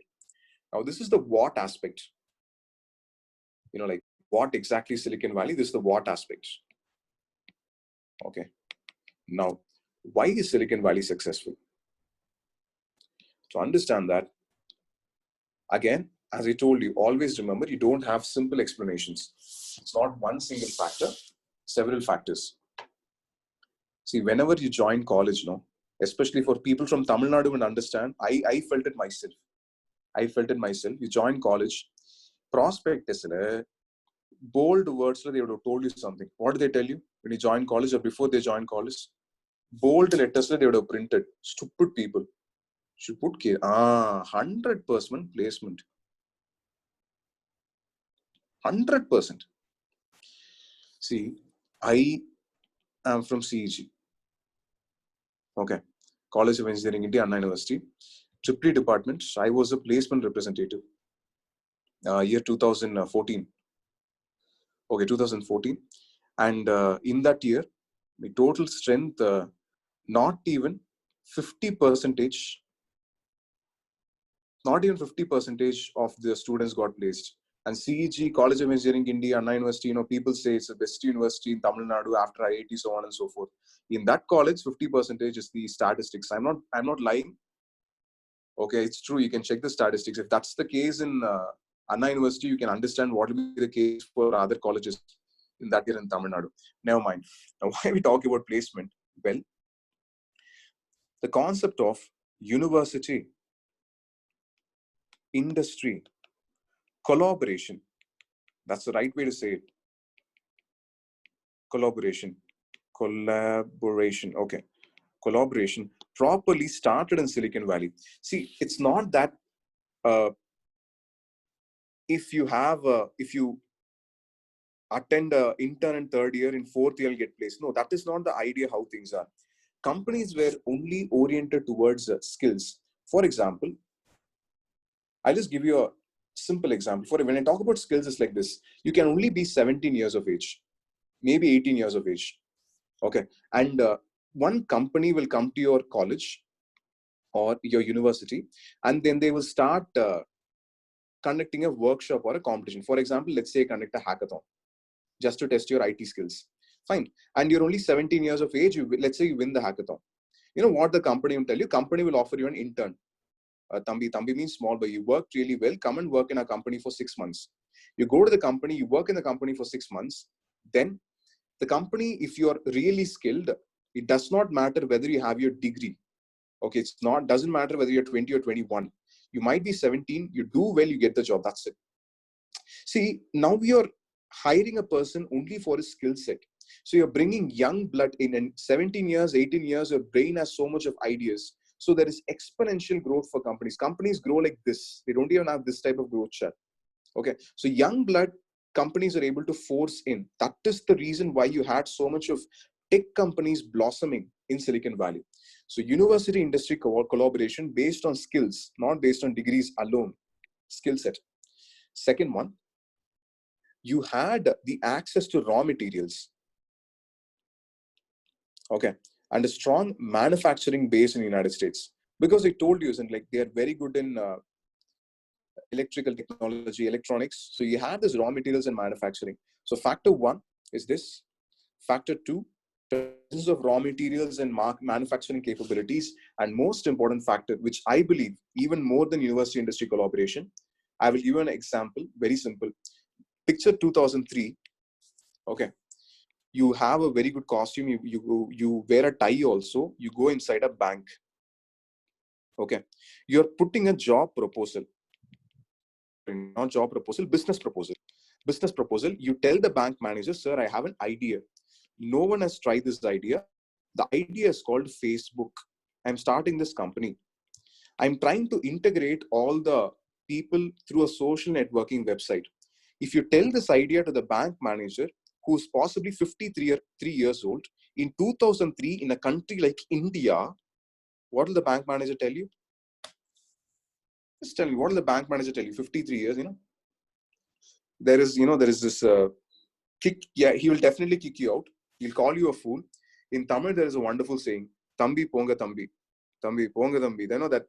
Are you joking, man? Are you kidding me? Are you kidding me? That's what he'll say. You should be joking. That's the problem in India. Okay, like they really don't encourage ideas, but that's not the case in the United States.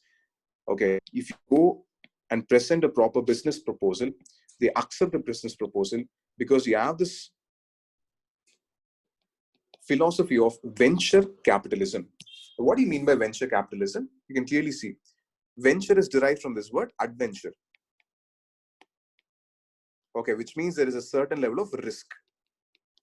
Even if the idea provided in the business proposal is highly risky, you will find large number of businessmen who are ready to invest in this idea. That is venture capitalism, in spite of it being risky. In spite of risk. See, I'll tell you, if Mark Zuckerberg was born in India and he pitched the idea in 2003, no one would have financed him in India. I'm very sure, 100% sure. He was lucky that he was in the United States.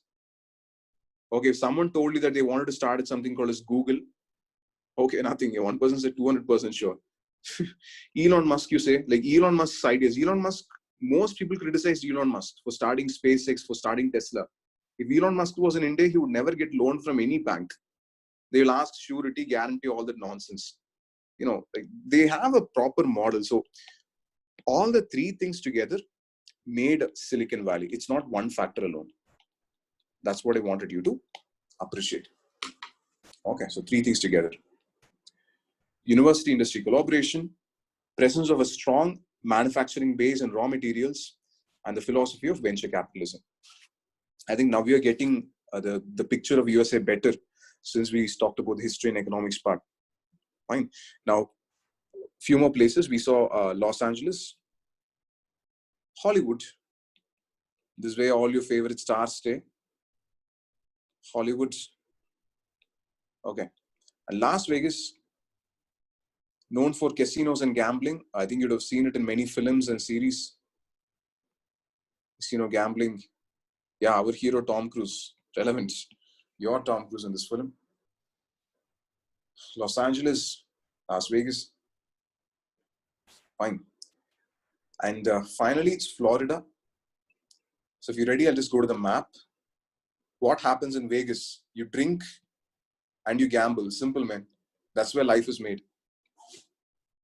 You drink and gamble. So just let me know. Go to Florida. In Florida, I just like to introduce a place. Okay, and you need the states map for Florida. Where is my state map? There it is. Right there. So, what happens in Vegas stays in Vegas. No, it doesn't, man. You get married in Vegas, the problem comes throughout your life. That's Florida. Now, people say that, but that's not really true, isn't it? Like, this is the place I wanted to introduce to you, Miami. The very important tourist spot, and it has the longest urban beach in the world. Longest urban beach. There are different types of beaches. Sorry, different types of beaches. Beaches which are close to cities, beaches which have urban beach. Okay, so that's Miami. Yeah, Baywatch, correct. Okay, so that ends the discussion on the United States of America, the superpower of the world. So if you're ready, let me go back to the storyline again. Just let me know. Okay, at least Central America, I should. No, Miami has the largest urban beach in the world. Marina second, people. Marina second urban beach. I think I've told you, Florida is a place in Miami. Sorry, Miami is a place in Florida, and it has the longest urban beach in the world. Beach. I think now we have got it once I've written the words.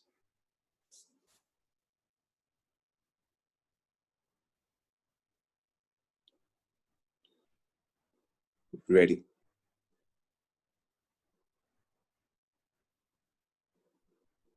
Longest. When you talk about beach, you always talk about length. Okay, longest. Right there. Okay, I'll need to flip over, but fine. I'll just I'll go to the next map, no problem. Only few places are there in this map. No issues at all. Fine, man. You decide. You placed flowers in Florida.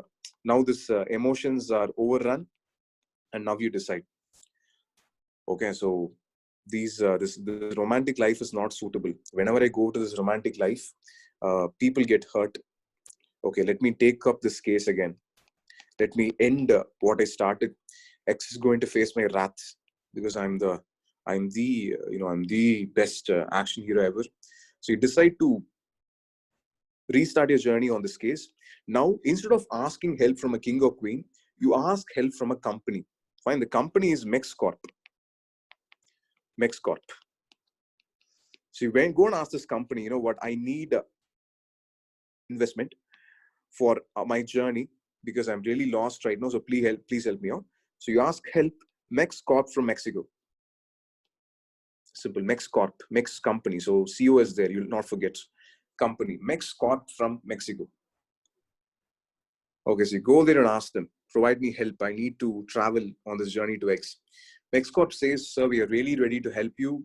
You seem really vexed. I can understand. But we're having trouble. Like, we want you to solve a puzzle which the company is trying to solve for many years. Okay, so solve this cube puzzle for us. We'll get you your help. So cube puzzle, cube in Cuba. Cube in Cuba. Okay. So you're the hero of this film. Don't worry. The cube which is provided to you, you automatically solve. It's very easy for you. So once the cube is solved, everyone is happy. You know, people are very, very happy. Fine. Now, third Tamil word coming up. Third Tamil word in mnemonics. Okay, like when people are happy, you can always use this word. Also use this word, jamai. Jamai. Jamai means to be happy. Jamai means to be happy. Jamai is the keyword. Jamai in this country, Jamaica. Jamaica. Many will know this country through Usain Bolt, I believe. Jamai in Jamaica. Okay, Jamai in Jamaica.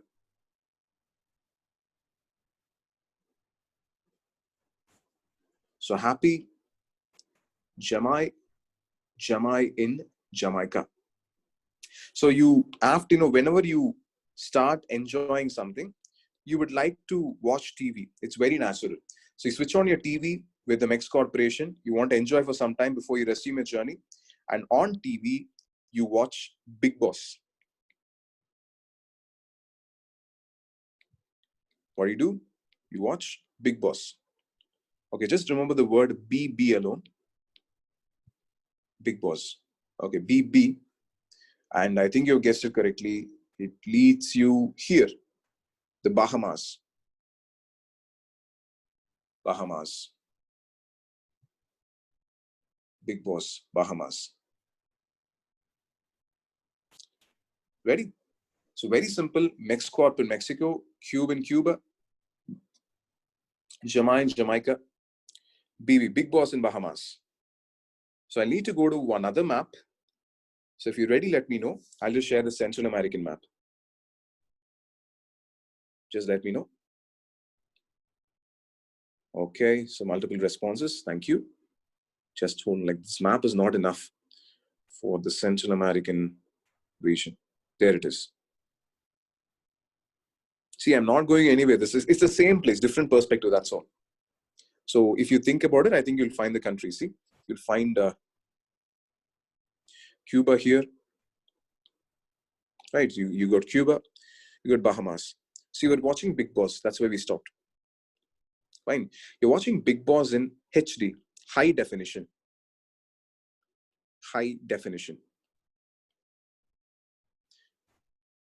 If you want me to zoom it, just hold on. Let me zoom in further.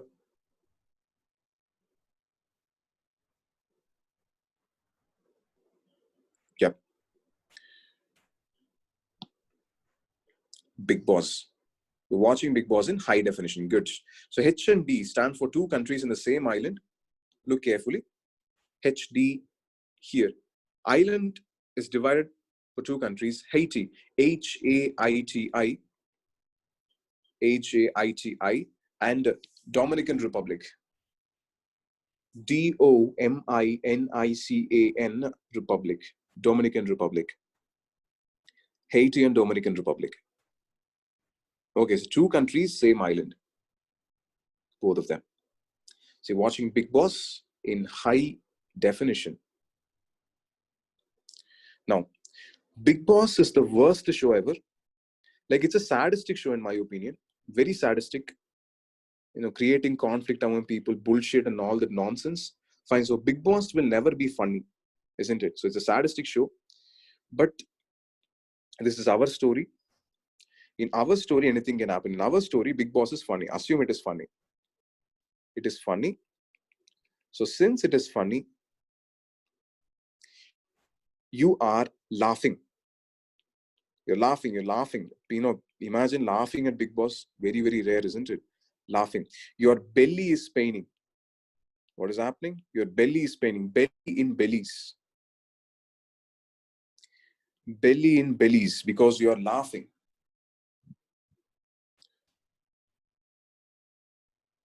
Okay. Belly is paining. Fine. So your show is over. The Bigg Boss show is over.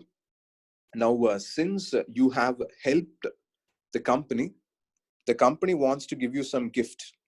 The company gives you a Honda car. Enough laughing, sir. You can proceed with your journey. The company gives you Honda car. I think you'd have guessed it right. Yes. Honda in Honduras. Honduras. Honda in Honduras. And car in Nicaragua. Look here. Car in Nicar. Nicaragua. Car in Nicaragua. Right, car in Nicaragua.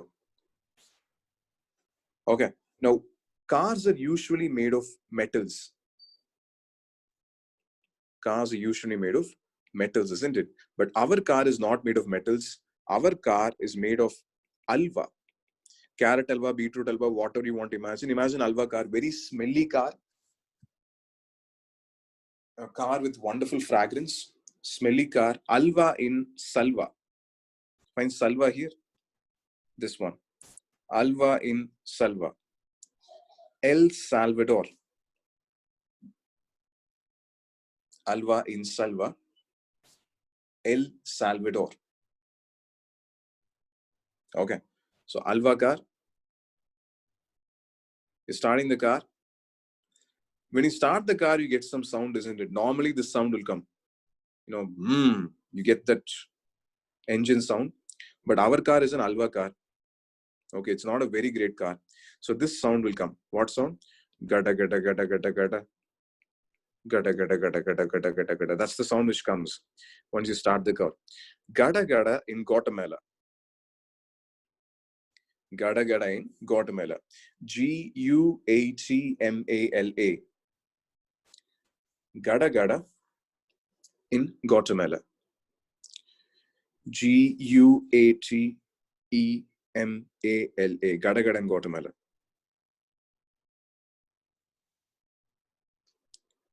Okay. So just let me know. I'll just zoom out because the next set of countries are south of it. Okay, Gada gada in Guatemala. Not very far away, just here, very close by, right there. Gada gada in Guatemala. Okay. Once you start the car, you ride along the coast. What do? You ride along the coast in Costa Rica. Ride on the coast in Costa Rica. Costarica. Ride along the coast in Costa Rica. And finally, you reach Panama. Finally, you reach Panama. Panama does not have any mnemonics because this is a place I don't think you'll forget. It's very easy to remember. That's the connecting point. So you will remember. Finally, you reach Panama. Okay, so that ends the mnemonics for your Central American section. Fine. Now it's very important. I will give you 3 minutes, only 3 minutes. We're going to revise mnemonic right now. Okay, we'll have revision of mnemonics. 3 minutes, not long. Don't go anywhere. We'll finish mnemonics and just look at Mexico alone. Then I think we can close the class. Look at the entire story now. The entire section for North America.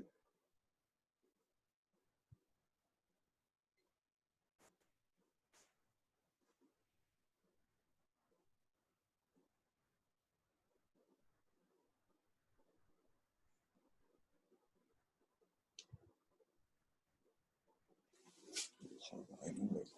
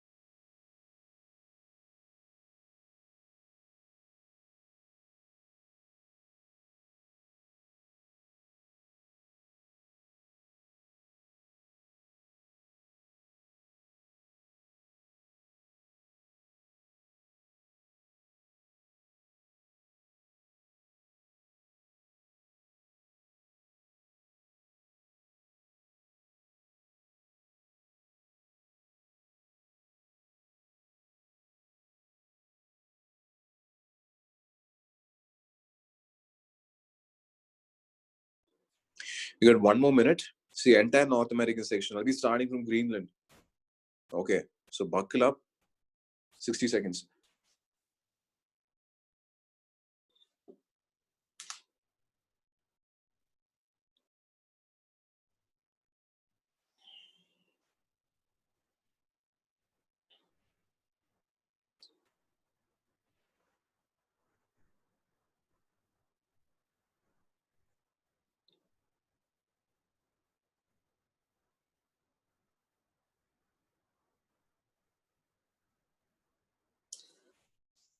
Thirty seconds.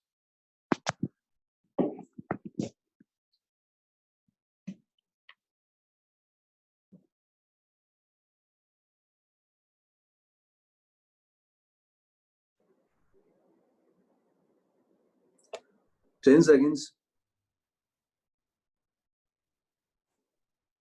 I'm going to exit it. And when you participate, you better participate well. because this will tell you whether you remember the entire section or not.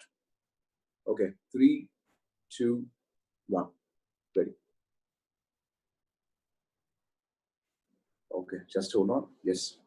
So if you remember, you were in Iceland. So starting now.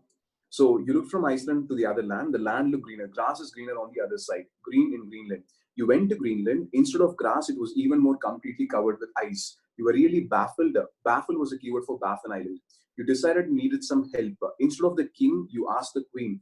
Queen in Queen Elizabeth Islands. The queen told you, I can't help you, but I have a son who lives in a beautiful fort. Son was a keyword for Hudson Bay, and beautiful fort keyword for Beaufort Sea. You told the queen, I'll ask him. I'll ask in Alaska. You went to Alaska. You asked them, where is the prince? The prince did not exist. The princess died. And instead of the prince, we have a reindeer ruling the country, isn't it? So you went for the reindeer. Reindeer was riding DSA cycle. Lake Bear, Lake Slave, Lake Athabasca, and finally Lake Reindeer. Reindeer said, don't worry about anything in life. Nearby there is a bar. We'll go and have a pig. Pig was a keyword for Winnie Pig. You drank, and since you drank, you were not very stable. You started falling down. And once you fell down, it was America. Superman helps everyone. So he flies over and comes. Lake Superior, Lake Michigan, Lake Huron, Lake Erie, Lake Ontario. Superman places you. When you ask Superman for help, Superman tells you, I help those people, only those who go by the law. So law was a keyword for St. Lawrence Waterway. So once saying that, Superman leaves the entire area. So you jump inside St. Lawrence Waterway to die, to suicide. So when you jump, this sound comes in. Tonk, fine. TOMQ, T for Toronto, O for Ottawa, M for Montreal, and then Q for Quebec. Then when you were inside water, a Labrador dog came in, it swung, and then saved you. So Labrador was a keyword for Labrador Sea. You were placed on land in North America, and then you, to regain your energy, started eating. So this is from today, eating appalam. Appalam from Appalachian Mountains. Your stomach, stomach really felt filled, isn't it? Filled in Philadelphia. As part of hygiene, you need to wash your hands. Washing your hands in Washington, D.C. You wanted to start a new case file in New York, new in New York. You reported to your boss in Boston. You took a parachute. You fell inside a pit in Pittsburgh. You were covered in dirt in Detroit. You took a cargo truck from Chicago. You settled in Seattle, and you settled because you met the love of your life. And part of the song, a son is getting born. The name of the son is Francis, San Francisco. In an accident, you lose both of them. You lost your angels in Los Angeles. Because of the loss, you're very vexed and lies, lost and vexed Las Vegas. And finally, you placed your flowers in Florida. You decided to get the help of one more company, MexCorp in Mexico. They asked you to solve a puzzle, and the puzzle was a cube in Cuba. Since you solved the cube, people were very happy. Jamai in Jamaica. And once you started enjoying, you started watching Big Boss, BB, Big Boss in Bahamas. And you watched the entire thing in high definition, HD, H for 80, and D for Dominican Republic. And once the entire thing was over, they, like watching Big Boss made your belly laugh. You laughed and your belly started to pain. So belly in bellies. And finally, they gave you, we are presenting you a Honda car. Honda in Honduras, Honduras, and car in Nicaragua. The car was not made of metal. It was made of Alva, and El Salvador. And once you got inside the car, you started the car, the sound which was made was gada gada gada sound. So gada gada in Guatemala. You started riding along the coast in Costa Rica, and finally you reached Panama. So that ends the discussion for you. That ends the mnemonics for your Central American section. Okay. Now, I want you, so we still have time, so we'll go to Mexico. And in Mexico and Central America wouldn't take much time. So I think we can finish that part and freshly start with South America. Just hold on. Let me share whiteboard. And we shall continue from where we left off, Mexico. Now, immediately when I mention Mexico, sir, this one, I know, drugs, wait. Okay, please wait. Like I'll deal with drugs when I come to South America, okay? Because drugs is a very large concept, okay? And in South America, we have countries like Colombia, countries like Peru. So without introducing Colombia, it won't be right to start about drugs. So please wait for drugs. I will discuss when I come to South America. Please wait. We'll discuss other parts of Mexico, okay? See, you wouldn't believe me, but it's true. I'm not joking. Okay, it's really true. One of the major exports of Mexico is trucks. Okay. Regarding mountains, please wait for physical map. Physical map, I haven't finished. Trucks. Okay, so trucks is, I think, world exports. I'm talking about world exports. World exports of trucks, they are more than close to 15%. Mexicans are very good. They're also good in telephone manufacturing, telephones, and fruits and nuts. Fruits and nuts, they got 5% of world exports. 5%, especially avocados. So very coveted fruit in the United States. Okay, and Mexico is known for many civilizations. One important civilization is Mayan civilization. If you're ready, I'll go to the map and show you the location where they are. So just let me know once you've taken these three down, because historically you should know the importance of them. Very old civilization. Thanks for the responses. Map coming up. So this place, this place, yes, Mayan calendar.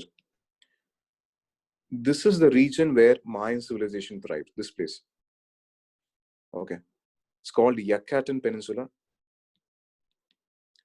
Yucatan Peninsula. This is where Mayans lived. Mayan civilization. Yucatan Peninsula. So that's a historical importance. A very old civilization. And in terms of trivia, most would know about 2012.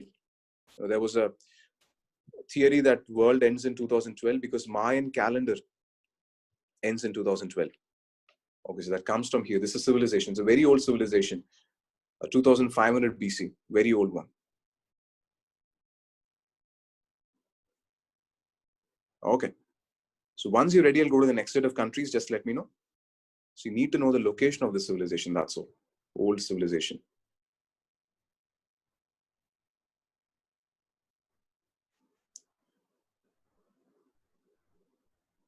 Yes, thanks for the responses. So same map, but with the Central American perspective, it's pretty much the same area.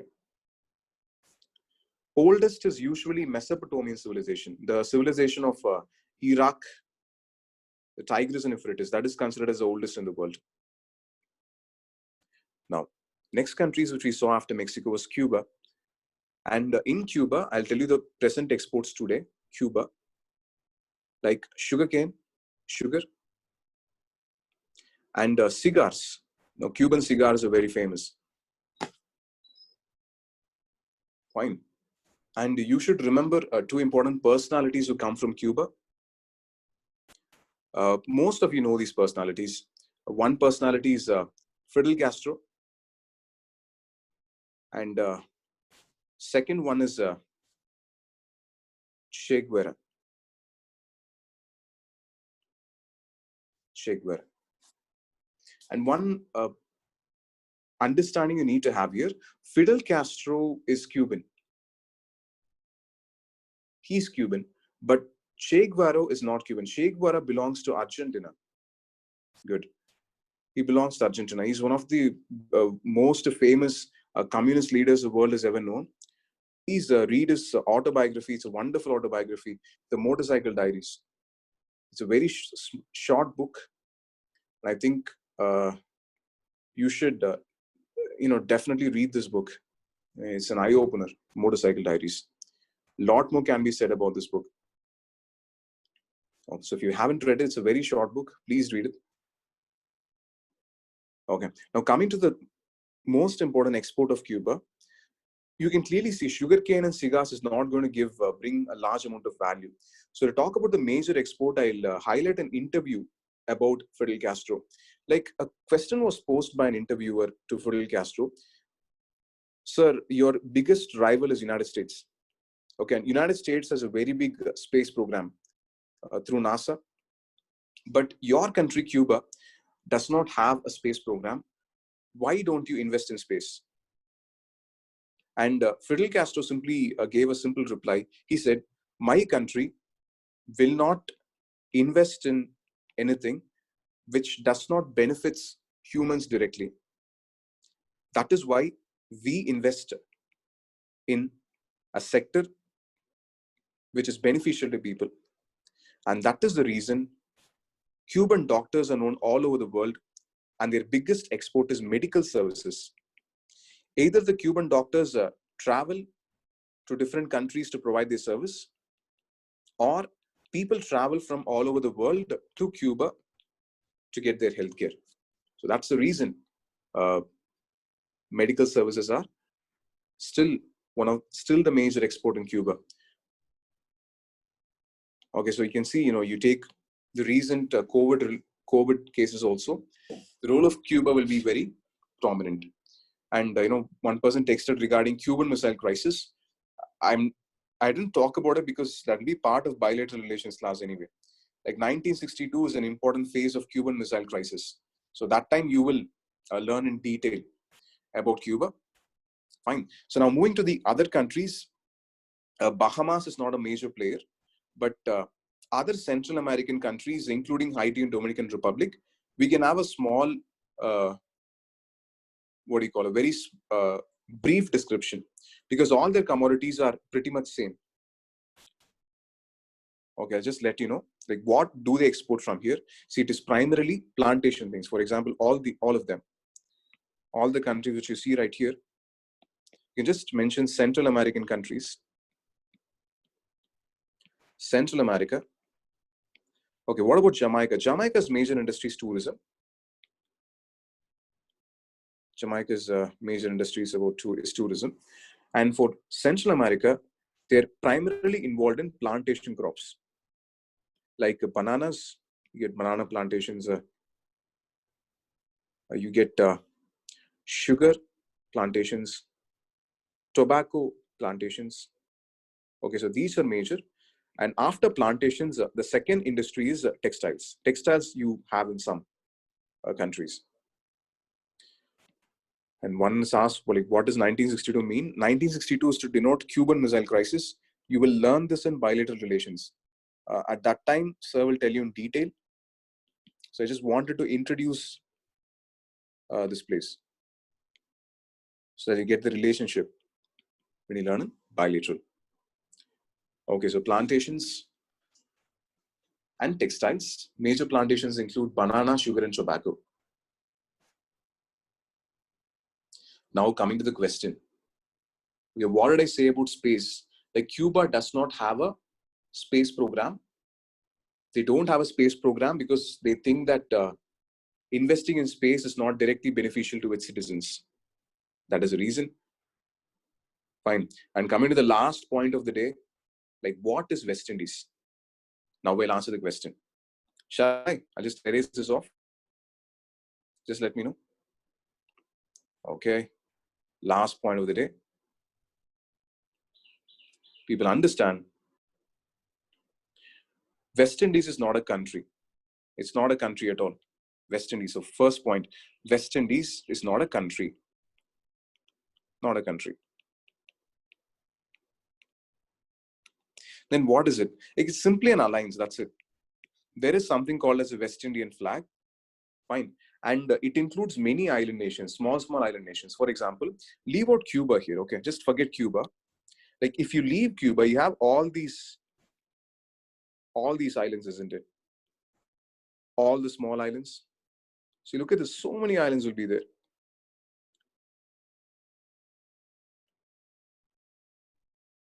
Like all of them. Okay, they are together called West Indies. Like it's not even an important political or economic alliance. Okay, no, Bahamas doesn't come. Bahamas is not usually included. Fine. So this is, here you'll find, for example, Trinidad and Tobago, Barbados, Bridgetown, the place where we play cricket, Dominica, St. Lucia, okay, and Jamaica. I think Chris Gayle comes from Jamaica, isn't it?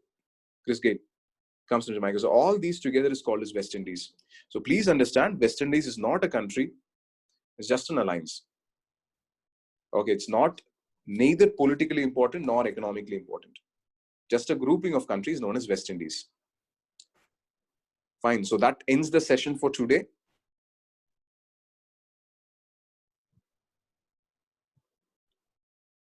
Okay. See, no, this is not exam perspective. This is cricket. People, these are known for crickets. I'm just introducing for cricket. Okay, it's not important for exam. Since you know these cricket players are introduced. So, okay, only for that. Fine. So that ends the session for today. For any further queries, please send an email. I'll respond in a day or two. See, and please do send emails. I'm not getting that much emails as I expect. You ask so many questions here. When I ask you to email, I only get 4 to 5 emails per class. I don't know why, but so many questions come here. So please send an email. I've given the email ID again. Please send emails. I'll definitely clarify. It's not possible to deal with all the doubts. So thank you. Those who are done can leave. Thank you.